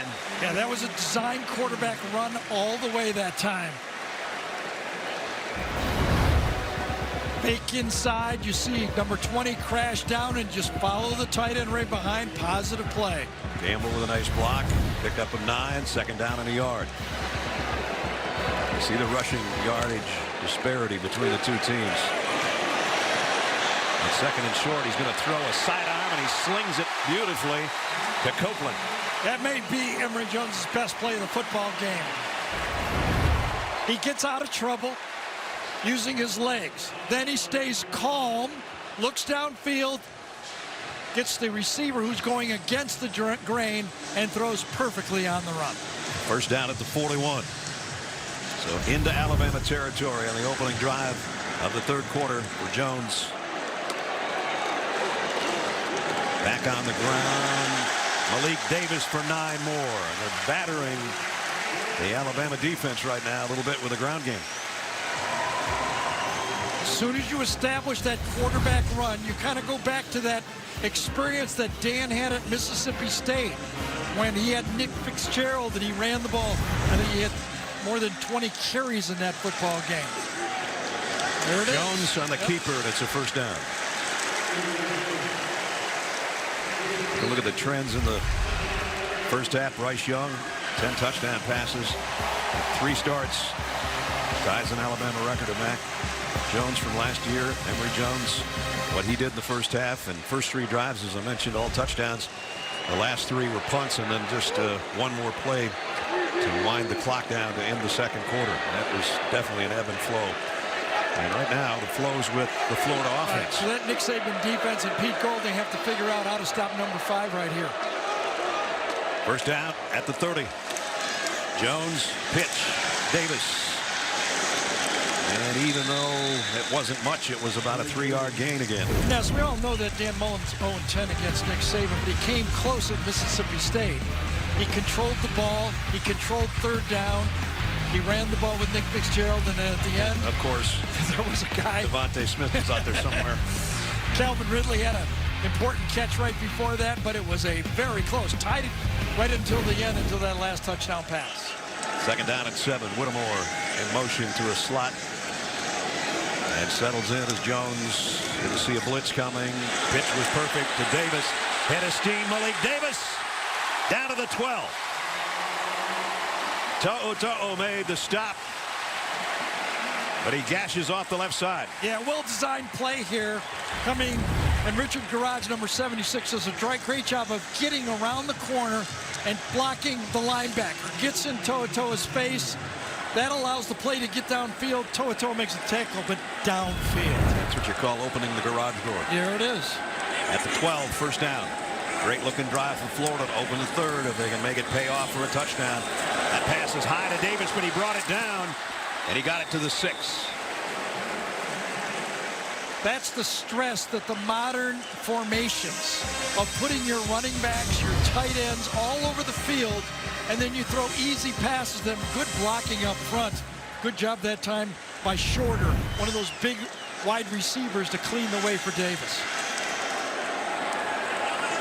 They actually spotted him at the 7, so it's second down and 5. They can get a first down at the 2. Damian Pierce in, as Davis had done most of the work in the backfield. And now it's him blocking for Emory Jones, who's got a yard, and that's all. Third down and 5. Marco Helms made the tackle.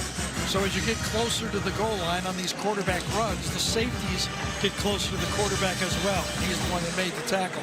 Very hard to account for the safety in your blocking scheme. There's the biggest third down of the day for Florida. Jones, the pitch. Pierce trying to get to the edge. Got to make a couple guys miss. Almost got there. Here's the thing, is it close enough to go for it? Looks like it's a yard or maybe a little bit more. Did those last couple evasions by Pierce on the option again? He evades 1, cuts back on 2, and gets a little bit of positive yardage. Is it close enough to go for it? I would say yes. Wouldn't you go for it? Hey, playing number 1 team in the country. Absolutely. Of course, I'm not making the decisions that guy's making. And you're not making $7 million a year. Well, how do you know? Fourth down and 1. First down, maybe a touchdown. Beautiful. He's in. Touchdown, Pierce.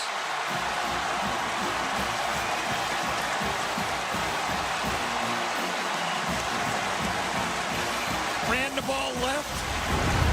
Ethan White. Echo Khan, the center, does a good job, number 65. And then Pierce just falls forward. Great effort. Offensive line does their job. And Oh, he stretches out his knee. I don't think his knee was down. I think this one's going to count. You can see him being mobbed by his teammates on the sideline. You also might have seen some of the players patting Coach Mullen on the backside as if to say, Coach, thanks for having the guts and the faith in us to go for this thing. Well, and I think the execution by number 5 was good enough to trust him, too, on the option and on the pass plays. Extra point this time is up and good. There's much more than just life in the swamp. 75-yard drive, 10 plays. Dameon Pierce stretching out for the end zone to cap a 4-minute, 40-second drive. Hang on, folks. 21-16.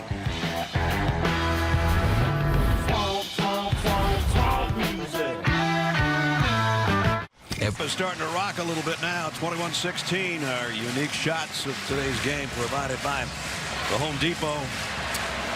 90,000 fans alive now after just what the Gator ordered.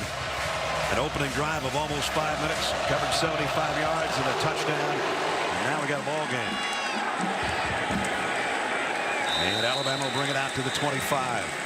Coming up Monday, our favorite neighbors are back. Brand new season, but get ready for some shade because the family tree just got interesting. Find out how these neighbors are related on the season premiere of The Neighborhood.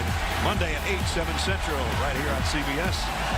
Cedric the Entertainer and Max Greenfield and company. Cedric's doing the Emmys tomorrow night. I think he did a home video show on CBS last night. Dude's busy. Keep him busy. He's busy. It's getting busy in here, too. It is, and now a pressurized drive for Bryce Young. You know, in the third game a year ago, Mac Jones was at Ole Miss.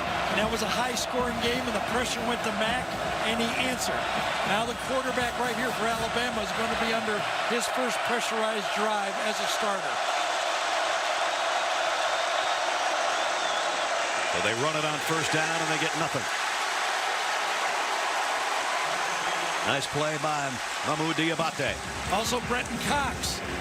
Number 1, he crashed from that outside defensive end spot and cleaned it up for Diabate to make the play.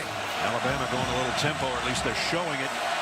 Whether or not they snap it quickly, we'll see. 2nd and 10. And now there's motion all over the place. It's going to be 2nd and 15, it looks like.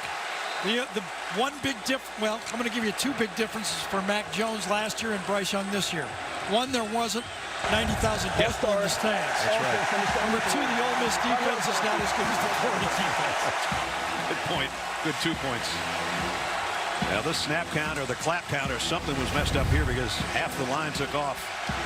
At least the receivers all did. Only guy that kept it was the center. Well, I thought he clapped. Maybe the only guy didn't hear it was the center. Well, I can see why. They're going to have to go to silent count. It's too noisy, and they do. Throw to the middle is on target to Mechie. Trey Dean brought him down as he got it to the 30, maybe the 31.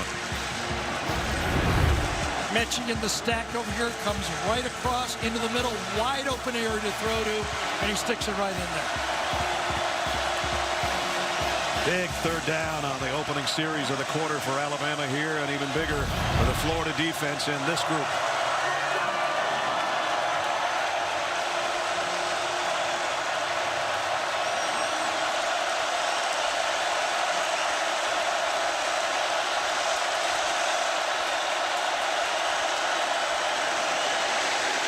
And they pick up the 1st down and then some. Brian Robinson still going. Out across the 40 to the 43. So that's one of those calls Bill O'Brien just made right there.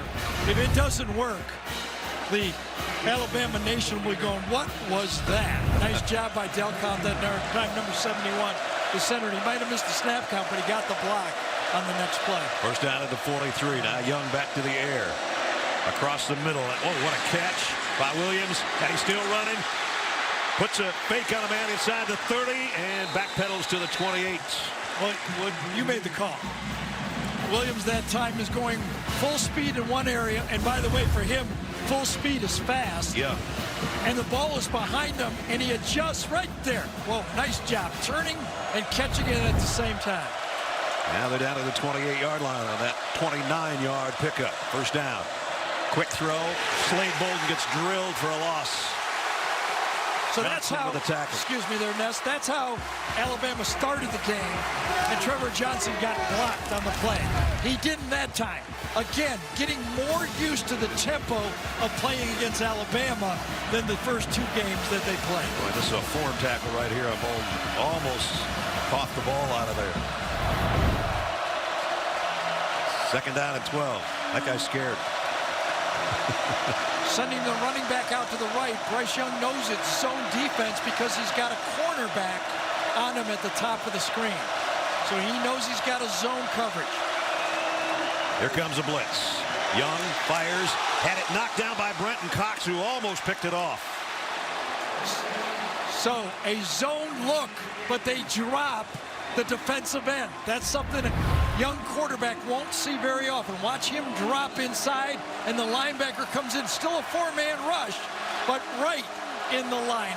A wonderful call by Todd Grantham on that play. Yeah, well done by Brenton Cox, who had a sack earlier, and now that pass breakup, and it's third down and 12.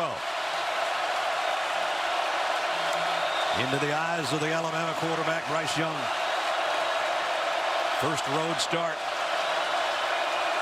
Feeling a little bit of the heat now, and they're bringing the heat. Young down the seam, almost picked off by Elam, and a flag. Yeah, it's going to be pass interference on the play. And Cox is back there with Mechie. Pass interference, defense number 1. The penalty places the ball at the spot of the foul and concludes an automatic first down. So you got a guy that made a play and almost had an interception, and then he's back there covering on Mechie. Yeah, same thing, only this time his job is to take it from the, not come inside, but go collision the receiver. But it was a quick pass. Had it not been a quick pass, he'd have got away with it. NFL, you can't do it, but college, you can. Mechie's not going to remember that one or not forget that one. Robinson keeps his balance, and he gets it to the 16.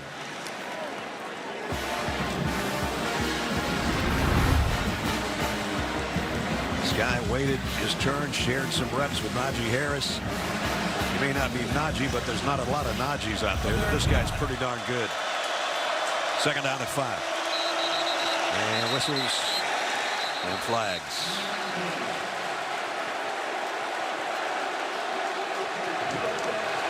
Number 55, 5-yard penalty, still second down. Well, the false start will back him up outside the 20. Even going silent count was not anticipated well, or maybe anticipated a little bit too much. And number 55 here on the play.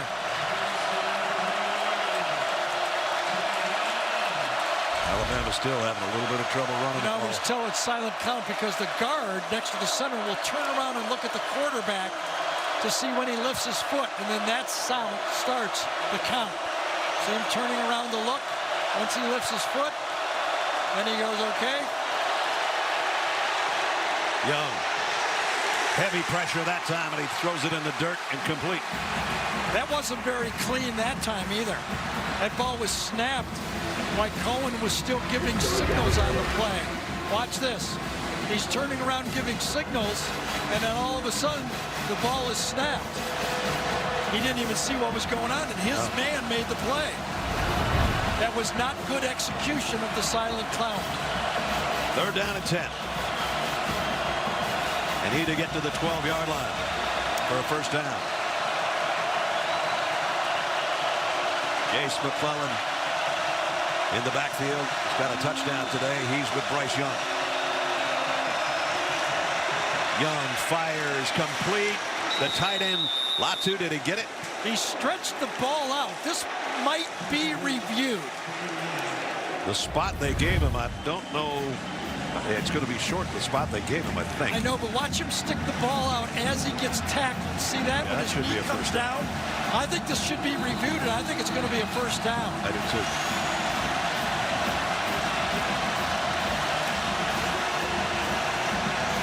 Watch when his knee comes out.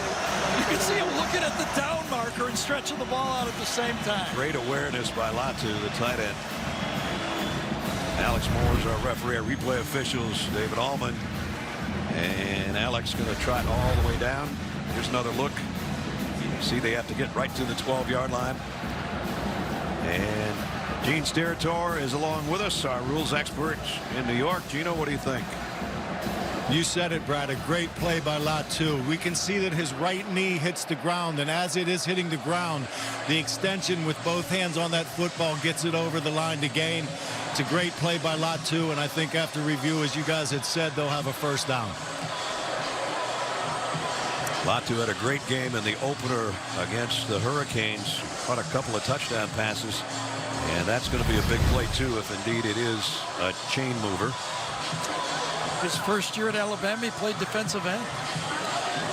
Wow. Moved over to the tight end. Took him a little while to get accustomed to it. I'm sure he played both in high school, yeah. right? So the review underway. Call on the field again was short. And we think this was an easy one. Here's a call. The review. The receiver made the line to gain by getting the ball to the 12-yard line. Therefore, it would be first down. First down, Alabama at the 12. So I even think on that call, the importance of this game with the crowd in it, say it was a challenge type play, I think that would even deserve a challenge. You know, everything gets reviewed in the college game, especially these line to gain right here. But I think that would have been challenged no matter what. That was pretty obvious from the press box. So the drive stays alive when they had Alabama in a couple of third down situations. They can still get another first down without getting to the end zone. Bill O'Brien seems to be managing Bryce Young very carefully and smartly on this drive. They seem in sync. McClellan behind Young from the 12 will get the carry. Straight up the middle to the 10. That's all. Jeremiah Moon in on the tackle. You know, those inside runs, as you mentioned before, that was gashed this Florida defense a year ago, okay? As you said, the transfers, that got them bigger inside. You got to cut off the middle, as Todd told us yesterday. Todd Grantham said, if you don't stop the middle of the run attack, you'll get it every time. 2nd and 8 from the 10. Bolden in a slot. Mechie is over there on the left side with him. Young wants to go the other way. Now to the end zone, and Bolden dropped it. He was wide open. Wow, how about that read by Bryce Young? He starts to the right side. He goes 1-2 to the right, and then comes back and quickly finds it. It's going to go out and into the middle. He's wide open, but he's looking right, looks left. Got him. And he delivers it almost exactly as he sees it. What a play. And boy, you don't want to drop one like that. Third down and 8. Latu, the tight end's back in there now. That's Williams in motion toward the snap. Young pressured. Cox had a hand on him. Throws on the run, completes it. McClellan, he's got the first down, I think. He says he does. I agree. Moon made the tackle. Should be first and goal inside the 2. Watch 2 full games of Bryce Young and then watch him again today. The guy does not like to run when he scrambles. He's such a weapon after that first wave passes him by to stay downfield and pick the next best receiver. His style, I want to be very careful of it. His style of play reminds me of the way Russell Wilson used to play when he was in college. Right. Russell used to make those plays smartly, head downfield all the time. Now, Russell's gotten bigger and richer. He's got that type of feel when he plays quarterback. They're reviewing whether or not he got the first down here. This is going to be close the other way, in my opinion. When his backside comes down, it seems like the ball is short of the line to me. So another review going on here. Let's take another look from our AT&T 5G pylon cam, as McClellan has already scored once into our pylon cam today. Stretching it out, just trying to get first down here. You start looking at that, it looks like it's 2.5 yards out on his rear end hitting the turf. But so right, you can't tell. No, not really.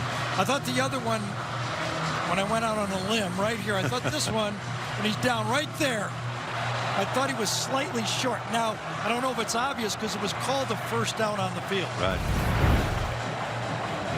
And so again, second time on this drive, we get the call, and here it is. After review, the receiver was short of the line of game. The ball was placed on the 2-yard line, so it'll be 4th down. So, Gene, that one's overturned. It is, and I think the difference between what we see McClellan do and what Latu did, McClellan has to protect the ball in that situation, guys. He didn't have the opportunity to stretch that football. Protection of the football was more important at that time, and now we've got one heck of a 4th down and inches to go. You said it, my friend. 4th and inches. Well, Bill O'Brien spent many years in New England coaching Tom Brady, and in this situation, they'd go sneak.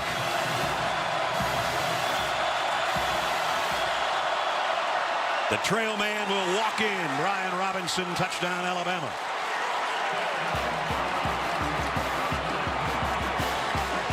Florida loads the inside, and as Ness said, the edge was not manned, and it was a walk-in. Brought in the extra tackle. Kendall Randolph, number 85, is actually a tackle slash, 3-tackle guy, and he comes in at tight end, and they just smash him down. For Alabama.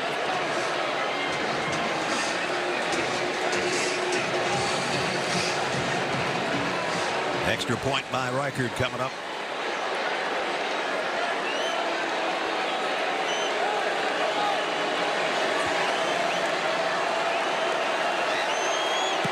Reichard up and right through the middle. So just when Florida had gone 75 yards to make it a 5-point game, what an answer for the Tide. Brian Robinson, 3-yard touchdown. It's 28-16 Alabama.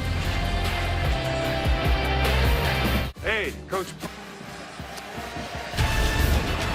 The Home Depot, SEC on CBS. Sponsored by Jersey Mike Subs. Aflac. Dr. Pepper. And by T-Mobile. Don't forget, coming up later in the game, we'll have our play of the game presented by Jersey Mike Subs. The play of that last drive, Brian Robinson's 3-yard scoring run, and it was Jamison Williams with a 28-yard pass play from Bryce Young, and then going for it on 4th down. Right. Other big plays. I mean, penalty, by Cox on the play. Latu the ball out there. The dump off McClellan. He gets down there to inches.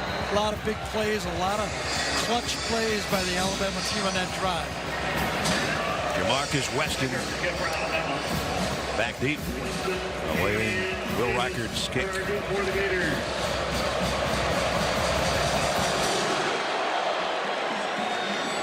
And fair catch. Taken, bobbled, and out to the 25 comes Florida. Invesco brings you today's Scholar Athletes. For Alabama, Chris Owens, and for Florida, Jeremiah Moon. Invesco proud to support student athletes on and off the field with a donation of $1,000 to Alabama and Florida's general scholarship funds. Brad Nessler, Gary Danielson, Jamie Erdahl, and our CBS crew in Gainesville, Florida.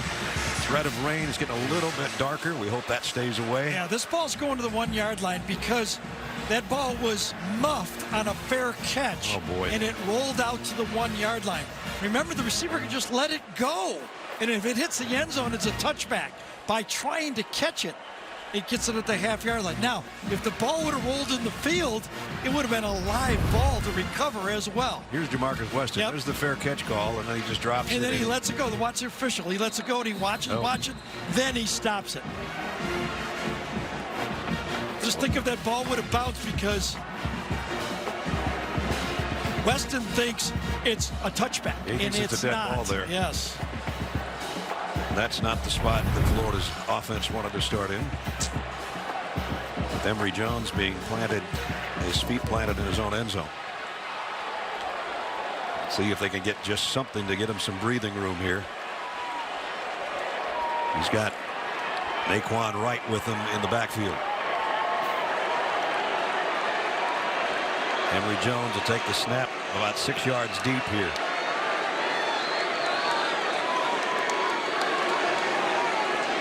He's going to throw, or wants to. And Short-armed that a little bit, incomplete. So if you're Alabama right now, Pete Golden, I'm sure Nick Saban is in his ear and say, you get a 3-and-out here, we could put this game away with our field position we get back. Whatever you got, let's keep our best guys in. Give me your best 3 defensive calls on this, and we could score points with our defense right here. There's Pete, defensive coordinator for Alabama. I said Emory Jones is in a bad spot. I wouldn't want to be a lineman here either. You don't want to get caught holding down in this spot. 4-man front shifting for Alabama. Emory Jones flares it out, and that one's incomplete. He threw a bad one. See, you got to get, those are 5 big yards for Florida right there. Got to pull the string on another easy throw. You know, he had an easy throw in the first half that he missed, and he came back from it. But this one, that's just in the dirt. No, that was a bouncer. 3rd down and 10 from their own 1-yard line for Florida. This one they were hoping they could get good field position and try to answer Alabama's scoring drive. They find themselves in this spot. Last time with empty, they went quarterback draw. Will they come back with that? Nope, I'll let them throw. And he completed it, and it's a 1st down and then some. Naquan Wright. Whoa, what a clutch play that was.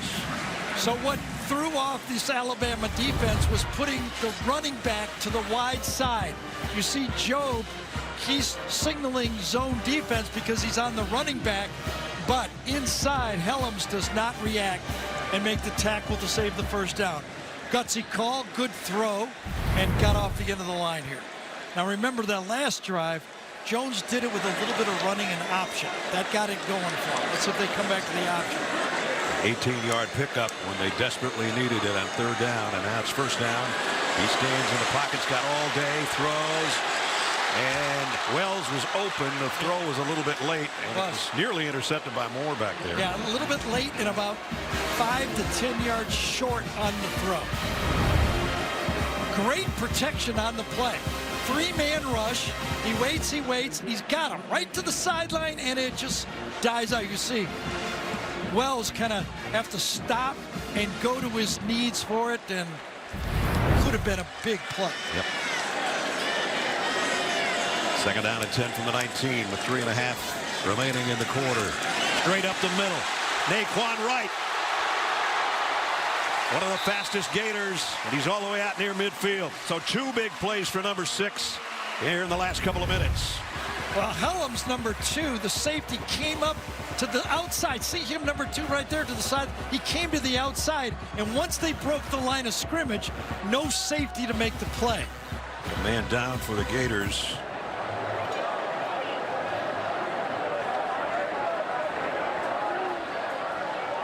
Is it Gamble? Back at the 18-yard line. It is Gamble. Damari Gamble will check on him in a minute. With DirecTV Stream, I can get... Damari Gamble headed to the medical tent. Had some really big receptions in this game, but he was hurt blocking on Brian Young, number 47. Yeah, he's lined up to the right, and he comes across, turns his left shoulder, and that's where he gets, as Ness said, a stinger. Let's hope it's just that. Nothing more serious. Paramount Plus is the new home of Inside the NFL. Get expert insight, exclusive commentary, and special features from the hardest team of analysts in football. Catch new episodes Tuesdays at 9:30 Eastern, exclusively on Paramount Plus.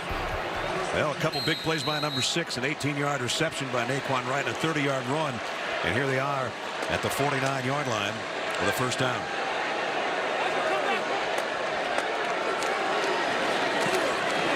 And Naquan cuts it outside. He's got another good gainer, and still going is Naquan Wright.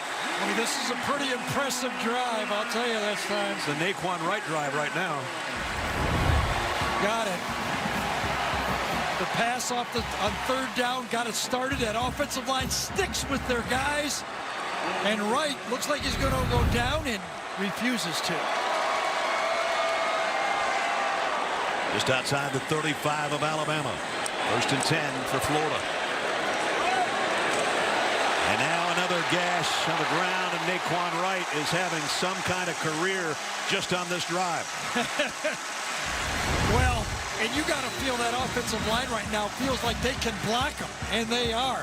DeLance, number 56, at the point of attack, handles them, turns them, and opens it for Wright to get into the secondary again. 6 carries, 62 yards on this drive, and the 18-yard reception. I'll tell you, a really good play here by center Equicon, number 65. He's doing a brilliant job with that nose. And that time he got fed one time too many. Brian Young made the tackle, loss on the play.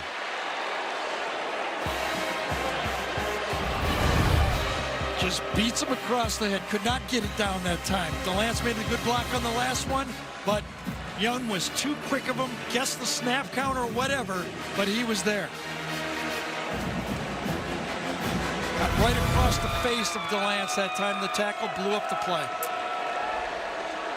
Damian Pierce now in at tailback. Giving Naquan Wright a breather. Rick Wells in motion on a second down and 14. Emory Jones, option, will keep it. Good gain. Byron Young again, round on the tackle, brings up third down and about 9. They're only 2 for 9 on third down, but the last one was big. Yeah. Number 2 was big. Look at the numbers rushing. That's for sure. Well, Florida rather came in as a #1 rushing team in the country, but quite honestly, a lot of that was their 2 quarterbacks. But right now, Naquan Wright and Pierce and Malik Davis are all doing their work on the ground. And the threat of the option has spread out that defense. 3rd and 9. Jones going for a back shoulder throw. He got it at the 4-yard line to Xavier Henderson. And that one was by design. That was not a poor throw. That was a perfect throw. Bump and run coverage. The receiver has eyes on it. The defensive back, Emory Davis, doesn't. Perfect execution. Like to know how many times teams have gone 99 yards against Nick Saban. Maybe like never. I don't know. Yeah. Right now, they're 5 yards away from it. 1st and goal. Empty backfield. This be an Emory Jones run. They got all the receivers to the right. And the run is Emory Jones up the middle. Did he get there? Touchdown, Florida.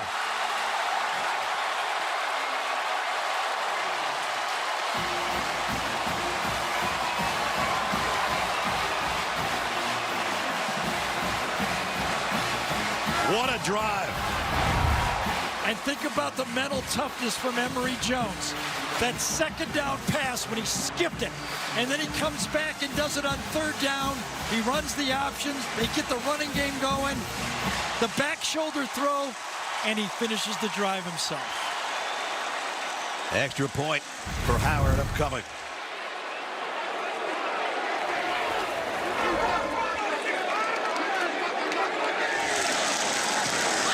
Up and good. Remember, this all started with a muffed fair catch with the ball bouncing out of bounds at the 1-yard line. The official right on the spot. We said, oh boy, this is not what you want. But if you go 99 yards in 11 plays in a little over 4 minutes, and then number 5 scores from 5, and the lead is cut to 5.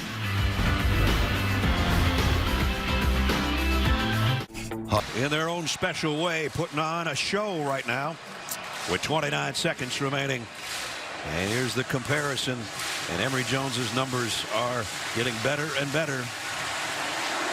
Bryce Young has come down to earth a little bit from the opening 3 drives of the ball game. And now we got a game. And remember, Emory, as well as the passing, has ran for over 60 yards, and he's dealing the option for extra yards as well. Got this Alabama defense off balance. Williams will bring it out from a yard deep. Jamison Williams gets tagged at about the 28, got maybe to the 29-yard line. Next Saturday, college football doubleheader on CBS. We'll start things off at noon Eastern with a Mountain West matchup between Boise State and Utah State.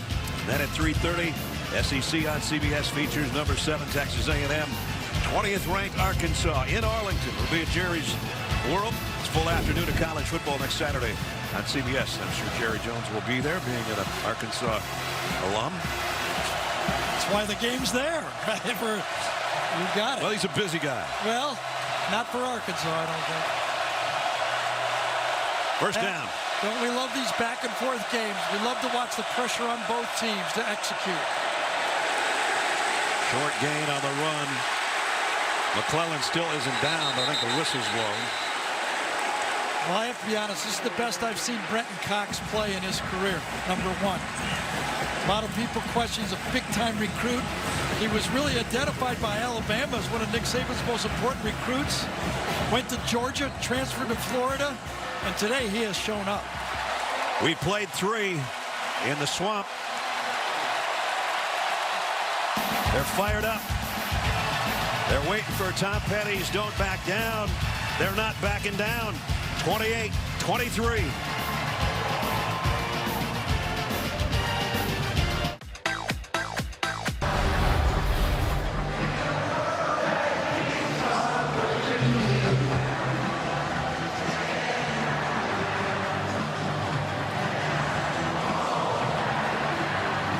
No backing down for Florida. They've got it to within 5 as we start the 4th quarter at the Swamp in Gainesville. Bryce Young, quick throw over the middle, complete. JoJo Earl in the open field. And a nice gain, picked up about 11 yards. This is what we were hoping for, partner, a rematch of the SEC championship game. Different faces, both teams kind of doing the same thing. The last 4 drives, Florida scored 3 times, put over 260 yards. Dan Mullen has found his rhythm. He's got a running quarterback, just a good enough passer, and he's keeping this Alabama defense off balance. Now, if you're Alabama, you're going, hey, our defense is struggling. We got to help them. We got to get some more points. It's just like the SEC championship game all over again. That one ended up 52-46. We probably aren't going to get that high today in the point total, but it's giving you that feel a little bit. Empty backfield for Bryce Young. On the Gator 47, has time. Flush, throws on the run, and throws incomplete. And he got out of the pocket. That'll be not called intentional grounding. Had some pressure, and now he faces 3rd down and 7.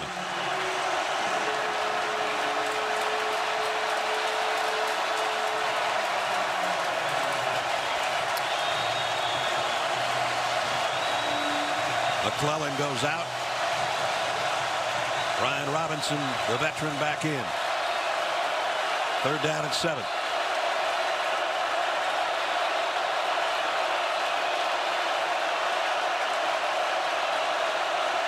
High snap. Young fires deep in the middle, broken up. Intended for Mechie. Knocked out of there by Helm. Flag is down, though.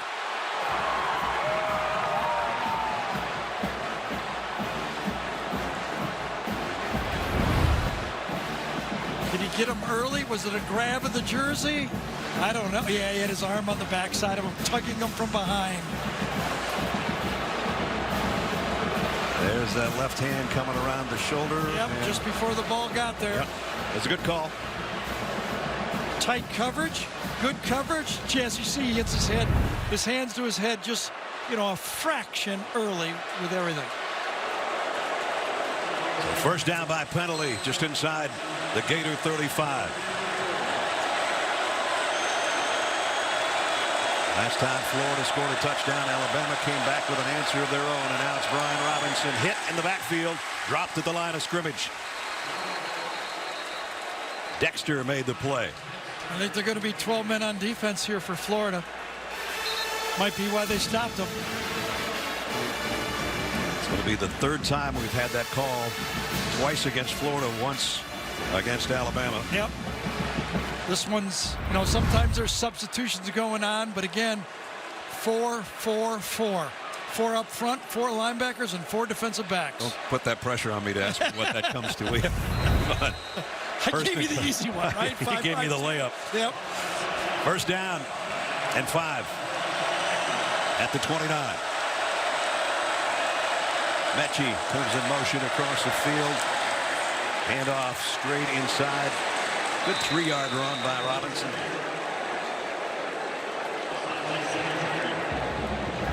Brian Robinson workhorse, this time just going up. Latu comes right up the middle. He follows the tight end. His angle on the middle linebacker that time, Hopper. It was just a little bit of a push. Because of the penalty on first down, they're able to just pound it. Take some clock and put points on the board is what they'd like to right now for Alabama. 2nd down and 2.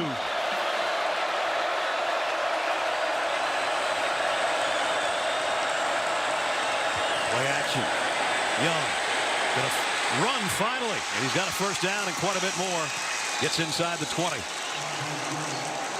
Seems like he has a sense when running the football from the quarterback position is worthwhile. You only need 3 yards to get a first down. He's got the first down. Why not take it? Don't need to force anything in here. And then goes head first. Back in the red zone at the 19. And back to the ground, and the veteran, Brian Robinson, who had close to 500 yards rushing a year ago when he would spell Najee Harris.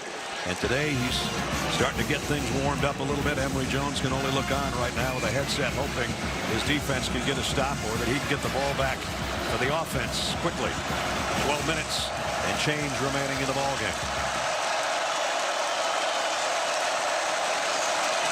Quick throw in the flat.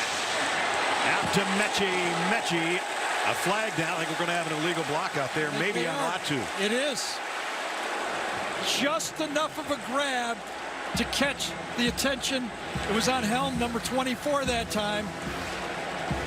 No need, but he went out and reached and got caught. We apologize. We're having some trouble with the referee's mic, but you're going to see it here. Gary's going to show you. RPO, he's got the edge, and just enough of a tug, got his arm, and then a little bit of his face mask, it looked like, too. There you go. Raked across the face mask and the jersey. So Latu, who had a big play on their touchdown drive, keeping a drive alive, sets them back a little bit on this one. Robinson split out as a wide receiver now to the bottom of your screen. So it's an empty backfield, but it's a quick wide receiver screen to Mechie, who spins his way, keeps his footing, knocked out of bounds by Brenton Cox. They have a couple of words on the sideline. Friendly banter, I guess, at the 12. They're down at 3.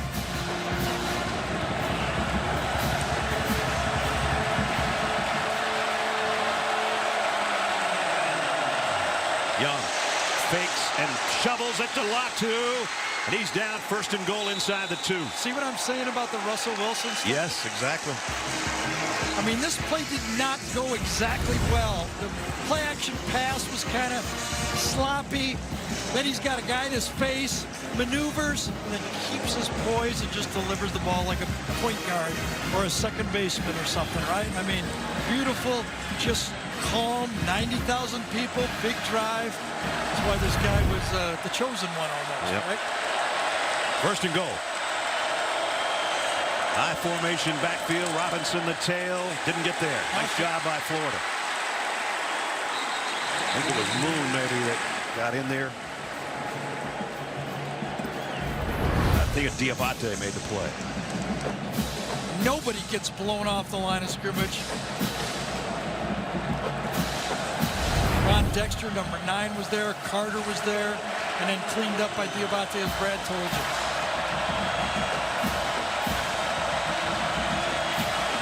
Second down and goal. Everybody packed in tight on both lines. Robinson the tailback in the eye. They fake it to him. Young pumps, throws, and they had it tipped. And did Mechie catch it? He's out of bounds.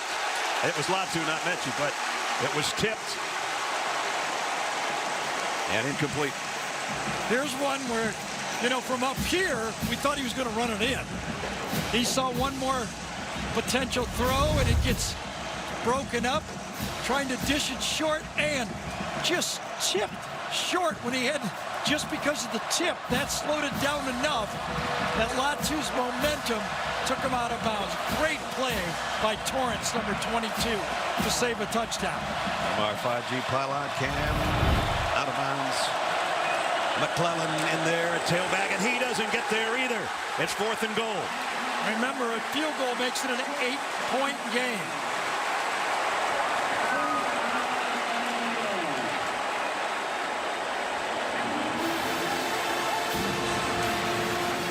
offense staying on the field for Alabama. Just outside the 1. How about that? You come in there, you take that on head-on.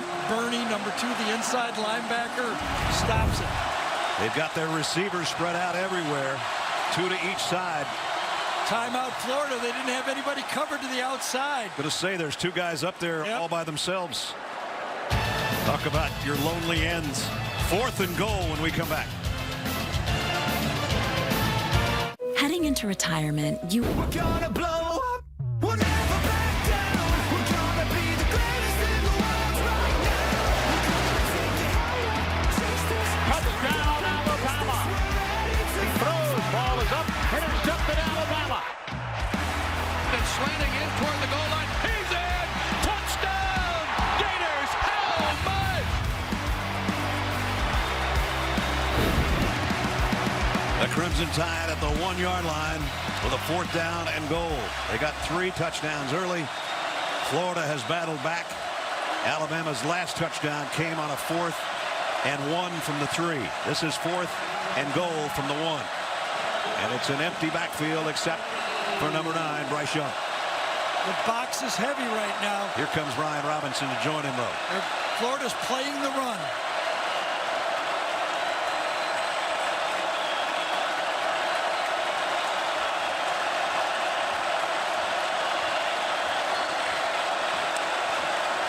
Everybody moved.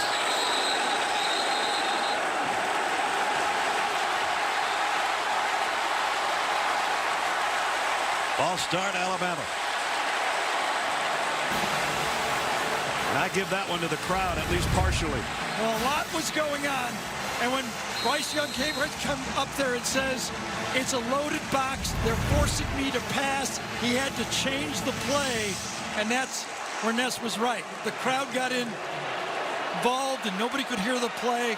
An illegal procedure. Will Reichard's only missed 1 field goal in his career at Alabama. It came last week from 34 yards out. This one's from 24. And it's up and good.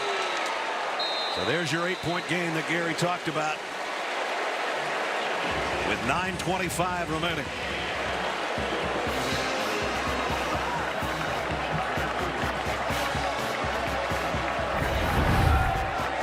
Bryce Young leads them down for a field goal, and they're up by 8.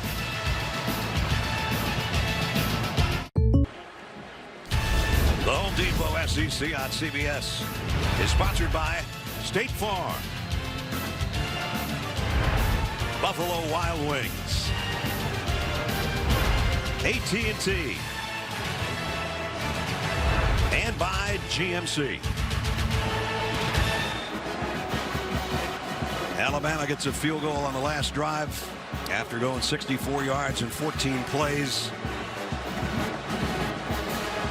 One blown lead under Nick Saban of 18 or more points. And that was the comeback game that you did, Gary, with Byrne. That was something special. That was. This game's become special, too. It sure didn't look like it in the first quarter when Alabama scored 3 straight touchdowns.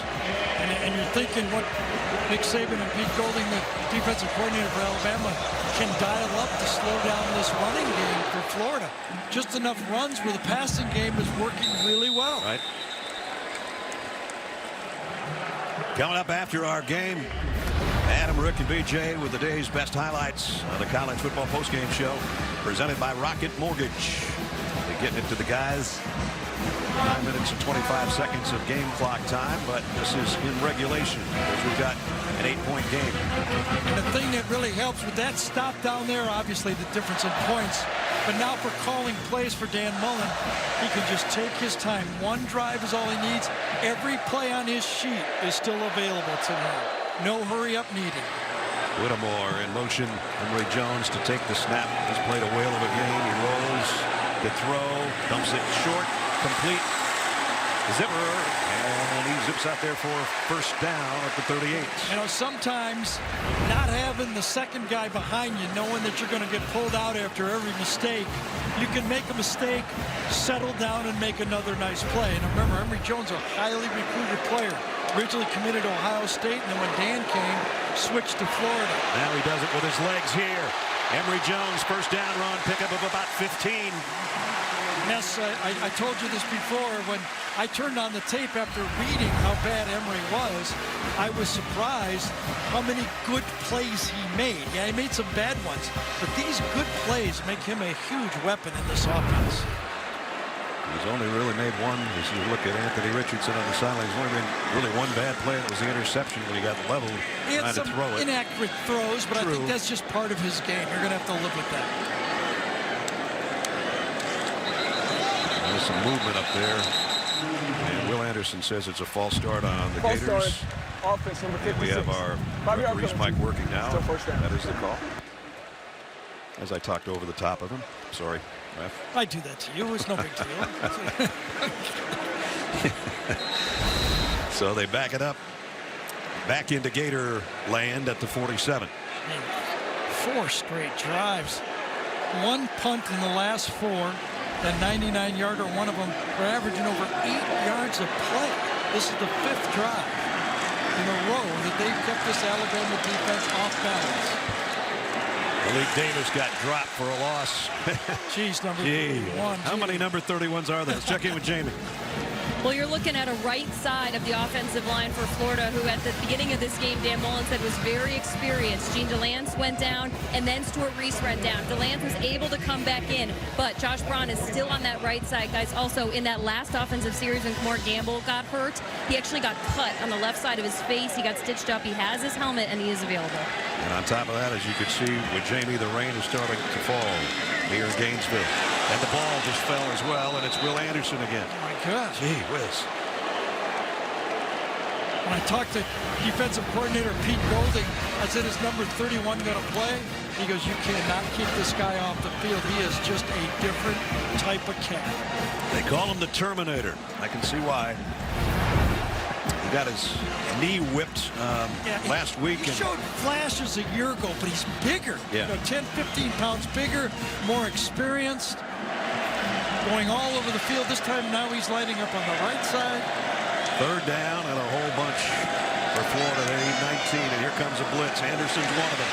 He gets to Jones, but Jones delivers. They're about a yard or 2 shy. Whittemore made the tackle, but he had to hit the turf to make the catch. So it was a zone blitz, heavy from one side, but only 4 men rushing because they dropped number 20. Middle of the field is wide open. I think that's some poor spreading out for that. And hurry up on 4th down. Lob it out, Whittemore. I don't know. The official might give him a good spot right there. That should be a first down. Let's see when he reached the ball out. Was it after he was down or not? It's called a... It is not... They haven't made a decision yet. I was going to say they're moving the sticks, but maybe they're not. They're moving the chains. So he reaches it out, but he brings it back when his knee comes down. Be interesting if the line is accurate. I think if I was a replay official, I would take a look at this. Are they going to get it off? Too late. They called it good. Malik Davis backpedaling his way down to the 31-yard line. Still going, actually. So it's not like the end zone where you just break the goal line and it counts. You have to finish the play. Gene, that was a hurry-up situation. What do you think, Gene Steratore? You know, even though the knee isn't down, though, when we do reach like that, a runner reaches like that, he gets all of what he can get. And even though his knee isn't down and he reaches that ball, that is still his forward progress. So if the knee goes down later than that, he gets all that he reached for, and it's a good ruling of a first down because of that reach. Even though he brings it back himself?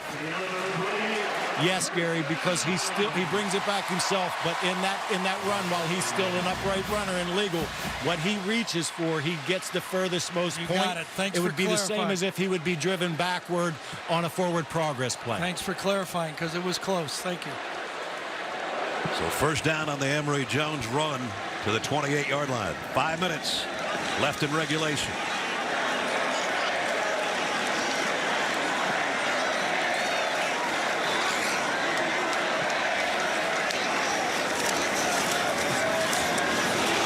Nice play defensively there DJ Dale, I think that time, wasn't it? The nose tackle. Have not heard a lot from him. Been handled pretty well inside.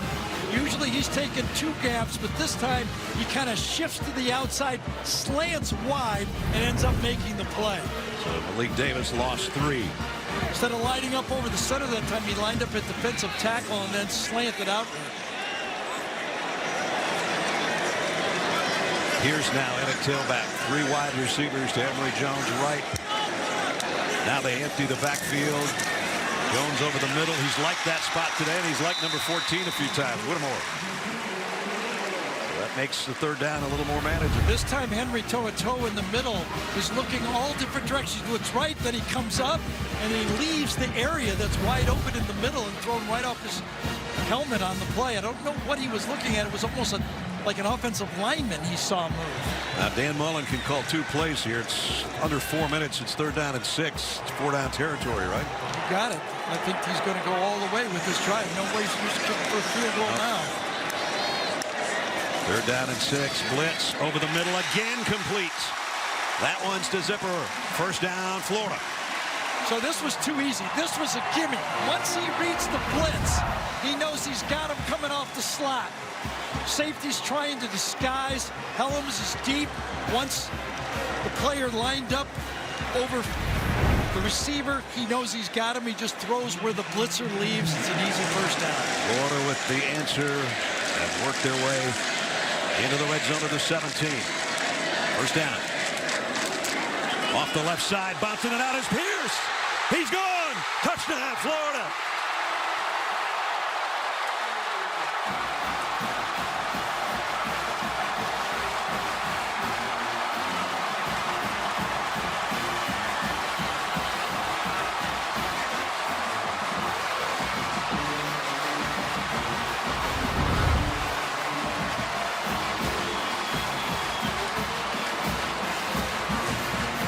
Malachi Moore, number 13, thought he got held on the play, but not called. And remember, Florida has to go for 2 here because of the missed extra point early on the touchdown. Who knows? This might be the ball game right here, even though there's almost 3 minutes remaining. Malik Davis says to Emory Jones, what's the call from the 3? 2-point conversion. They ride it, they push it. Davis didn't get there.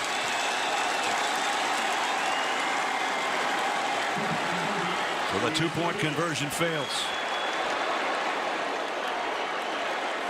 Not quite sure why the clock is running there. That's after a point after try. I think they're going to have to reset the game clock on this play. Dan Mullen noticed it right away too.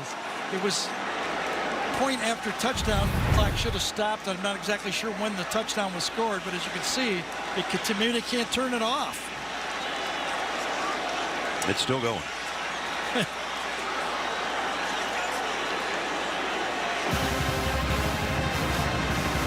Yeah, the off button's not working.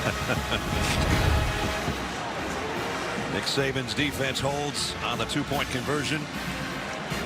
Yep, the game clock just keeps going. And there was 2. Please reset the game clock to 3 minutes and 10 seconds. Thank you. 3 minutes and 10 seconds means with 2 timeouts, Florida has to hold them. If probably 2 first downs would do it for Alabama.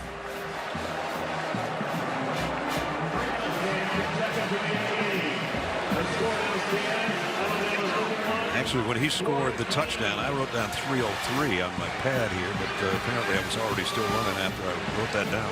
So 3:10. He's whistling. Hey, how about the clock? He saw the clock running, and it should have stopped after the touchdown. That took it from, what, 2:20 back to over 3 minutes. 3:10 remaining. 2-point game. Florida's last 3 drives are all touchdowns, and they're still short a couple. Alabama expecting an onside kick. Slade Bolden is the only guy back deep around the 20-yard line.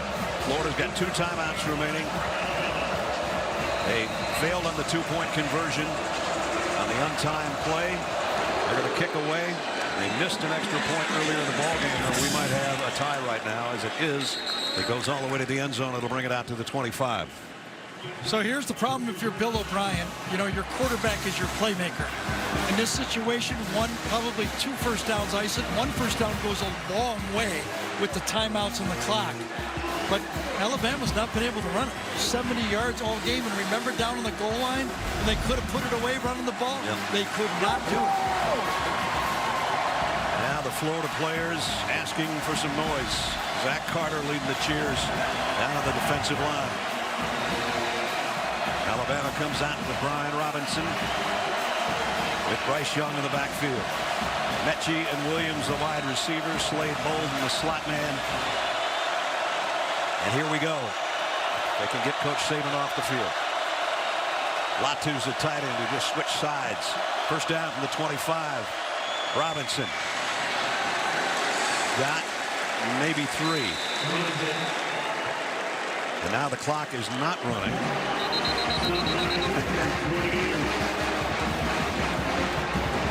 Did Florida take a timeout? Well, they had to be some time off the clock. An issue with the game clock. The time will be kept on the field. There's 2 minutes and 59 seconds remaining in the game. What a revelation that is that we're having issues with the clock. Right. So this is difficult for Dan. He has to stay right with that side official and know exactly the amount of time on the clock the whole time because he can't depend on the clock on the scoreboard. And we've got an injured Gator as well. With 2:59, we think, remaining. Brent Cox was a player who came off under his own power, got kind of rolled up in the pile at the end of that last play that went untimed again due to the clock situation. As you can see, Robinson with the run and the game clock never started. Right, and during the commercial, Nick Saban wants to know, okay, did Florida take a timeout, or are we going to wind the clock and get 40 seconds after the first down play? He's saying they have to do one or the other. They have 2 timeouts remaining. They still have 2 timeouts, right? We still got them as 2, so that means the clock will be wound by the referee, and they'll get a full 40 seconds of runoff, taking it down to 2:20. Let's see if that's the case. Boy, a game like this, the magnitude of this, and then you have in our day of electronics, an electronic problem that has both coaches sort of steaming, has the fans wondering, and has CBS in a 2-point game. And even though that was a 3-yard run, it wasn't clean. It was a push. It was stopped up really well by that front 7 for Florida. Well, they're not running out. Bryce Young says, I thought they were going to do something with the clock. Well, since the clock on the scoreboard isn't working, he has to look at the play clock to know how long he's going. That seems play clock is working. And so he Gary can see said, that on the field. Right. So just do your math down there. Take the 2:59. Around 2:20-ish when the snap. Yeah, right in there. But he's got to look to the sideline because he doesn't really have any way of knowing. I'm sure he's got the go-ahead now. Let's snap it, and let's not get a penalty. And they do. Robinson, a couple yards shy of the first down, be third. And this should be a timeout by Florida right here.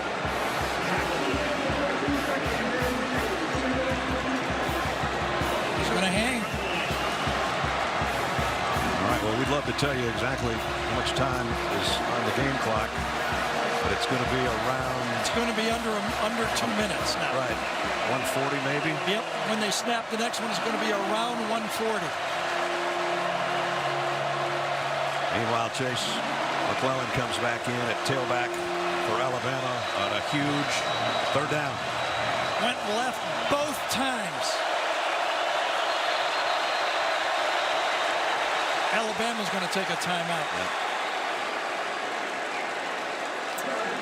Got a quarterback in his first year as a starter on the road in front of 90,000 screaming at him, and they want to make sure he knows what's coming up on the next play. With FanDuel. For those of you just joining us, 1:36 remaining in a 2-point game. 3rd down and 2, Alabama. The game clock is at least showing us 1:36. That is the official time. We don't know if it's going to run when the time comes on this next play. And it'll begin on the snap. Same situation down on the goal line when Alabama could not stick it in to put the game away. Robinson in the backfield. Bryce Young under center will give it to him, and he got the first down. A huge first down on a day when Alabama has struggled on the ground. They give it to their veteran tailback, Brian Robinson. Came back the other way. Nice athletic play by number 55, Ekiar, on that one. He stepped outside. The defender went inside, and he adjusted and got just enough of him to make it a positive play. So another 40 seconds will go off, so we're under a minute before Dan can take a timeout.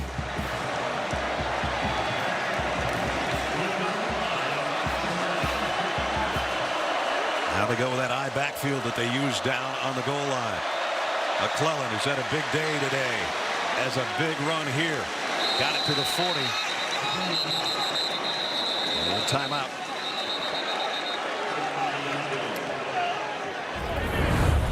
Now the game clock will now change, and it'll go down by about 50 seconds.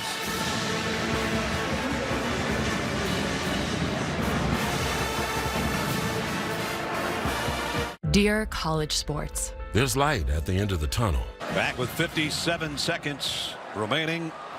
Florida, they put it back to 58. They changed it a couple of times while we were away. So let's say this play takes 5 seconds. So you're to 53, and then you subtract 40 seconds. No, there'll be a timeout. But after third down, you'll get 40 seconds. So you're under 15 seconds left in the game if there's a fourth down play. Right now it's second down, and it's almost 6. And a pistol backfield with McClellan behind Young. McClellan cuts back in the middle of the field. Only got about a yard, so it's third down at 4. Vogel made the stop for the Gators defense.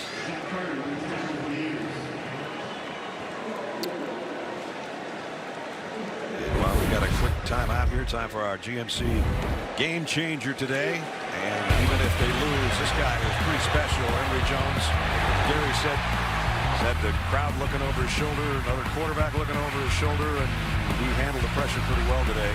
He did. Sometimes not having that guy trotting in, you can just handle a mistake. It's like those guys that shoot the threes in basketball. Yeah, I missed 5. I'm due. Yeah, I'm going to keep shooting. Yep. There's what he's done. 76 on the ground and a touchdown. Almost 200 in the air.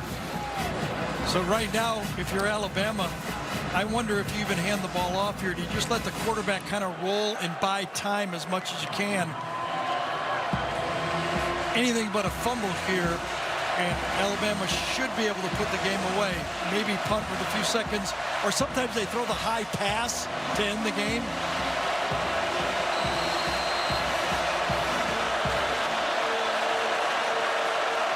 The crowd trying their best for their defense, and I'm sure they're confused by the game clock. We just saw a big bolt of lightning over to our right. That's what it would take for Florida maybe to get the ball back, a bolt of lightning. McClellan cuts back in the middle of the field. He gets buried. He's at least 2 yards, almost 3 yards shy of the first down, and it's fourth down. Game clock is now good. It's separated by about 9 seconds.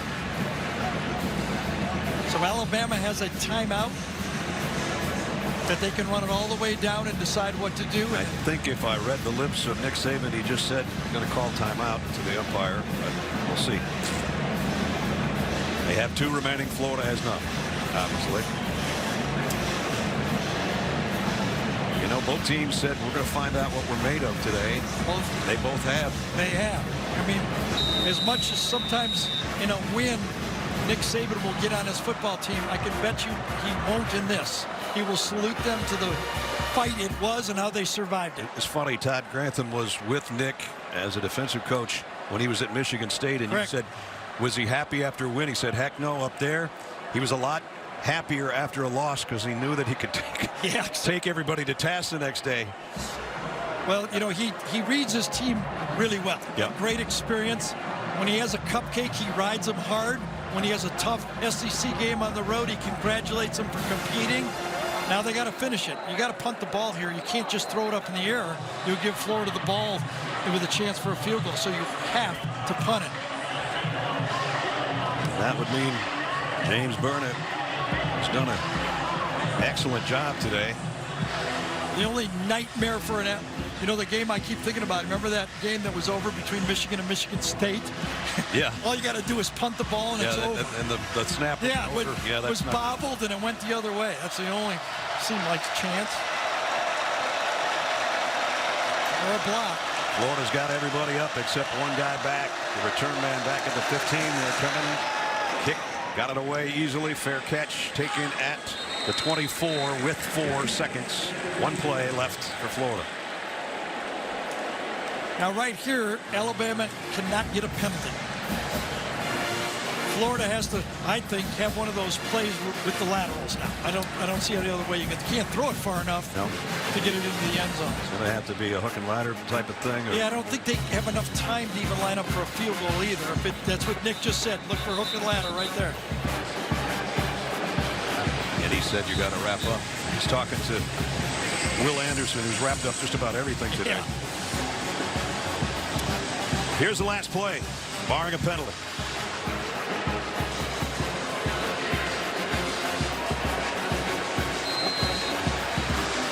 Emory Jones, all his receivers, I should say 3 of his receivers to his right, 1 to the left.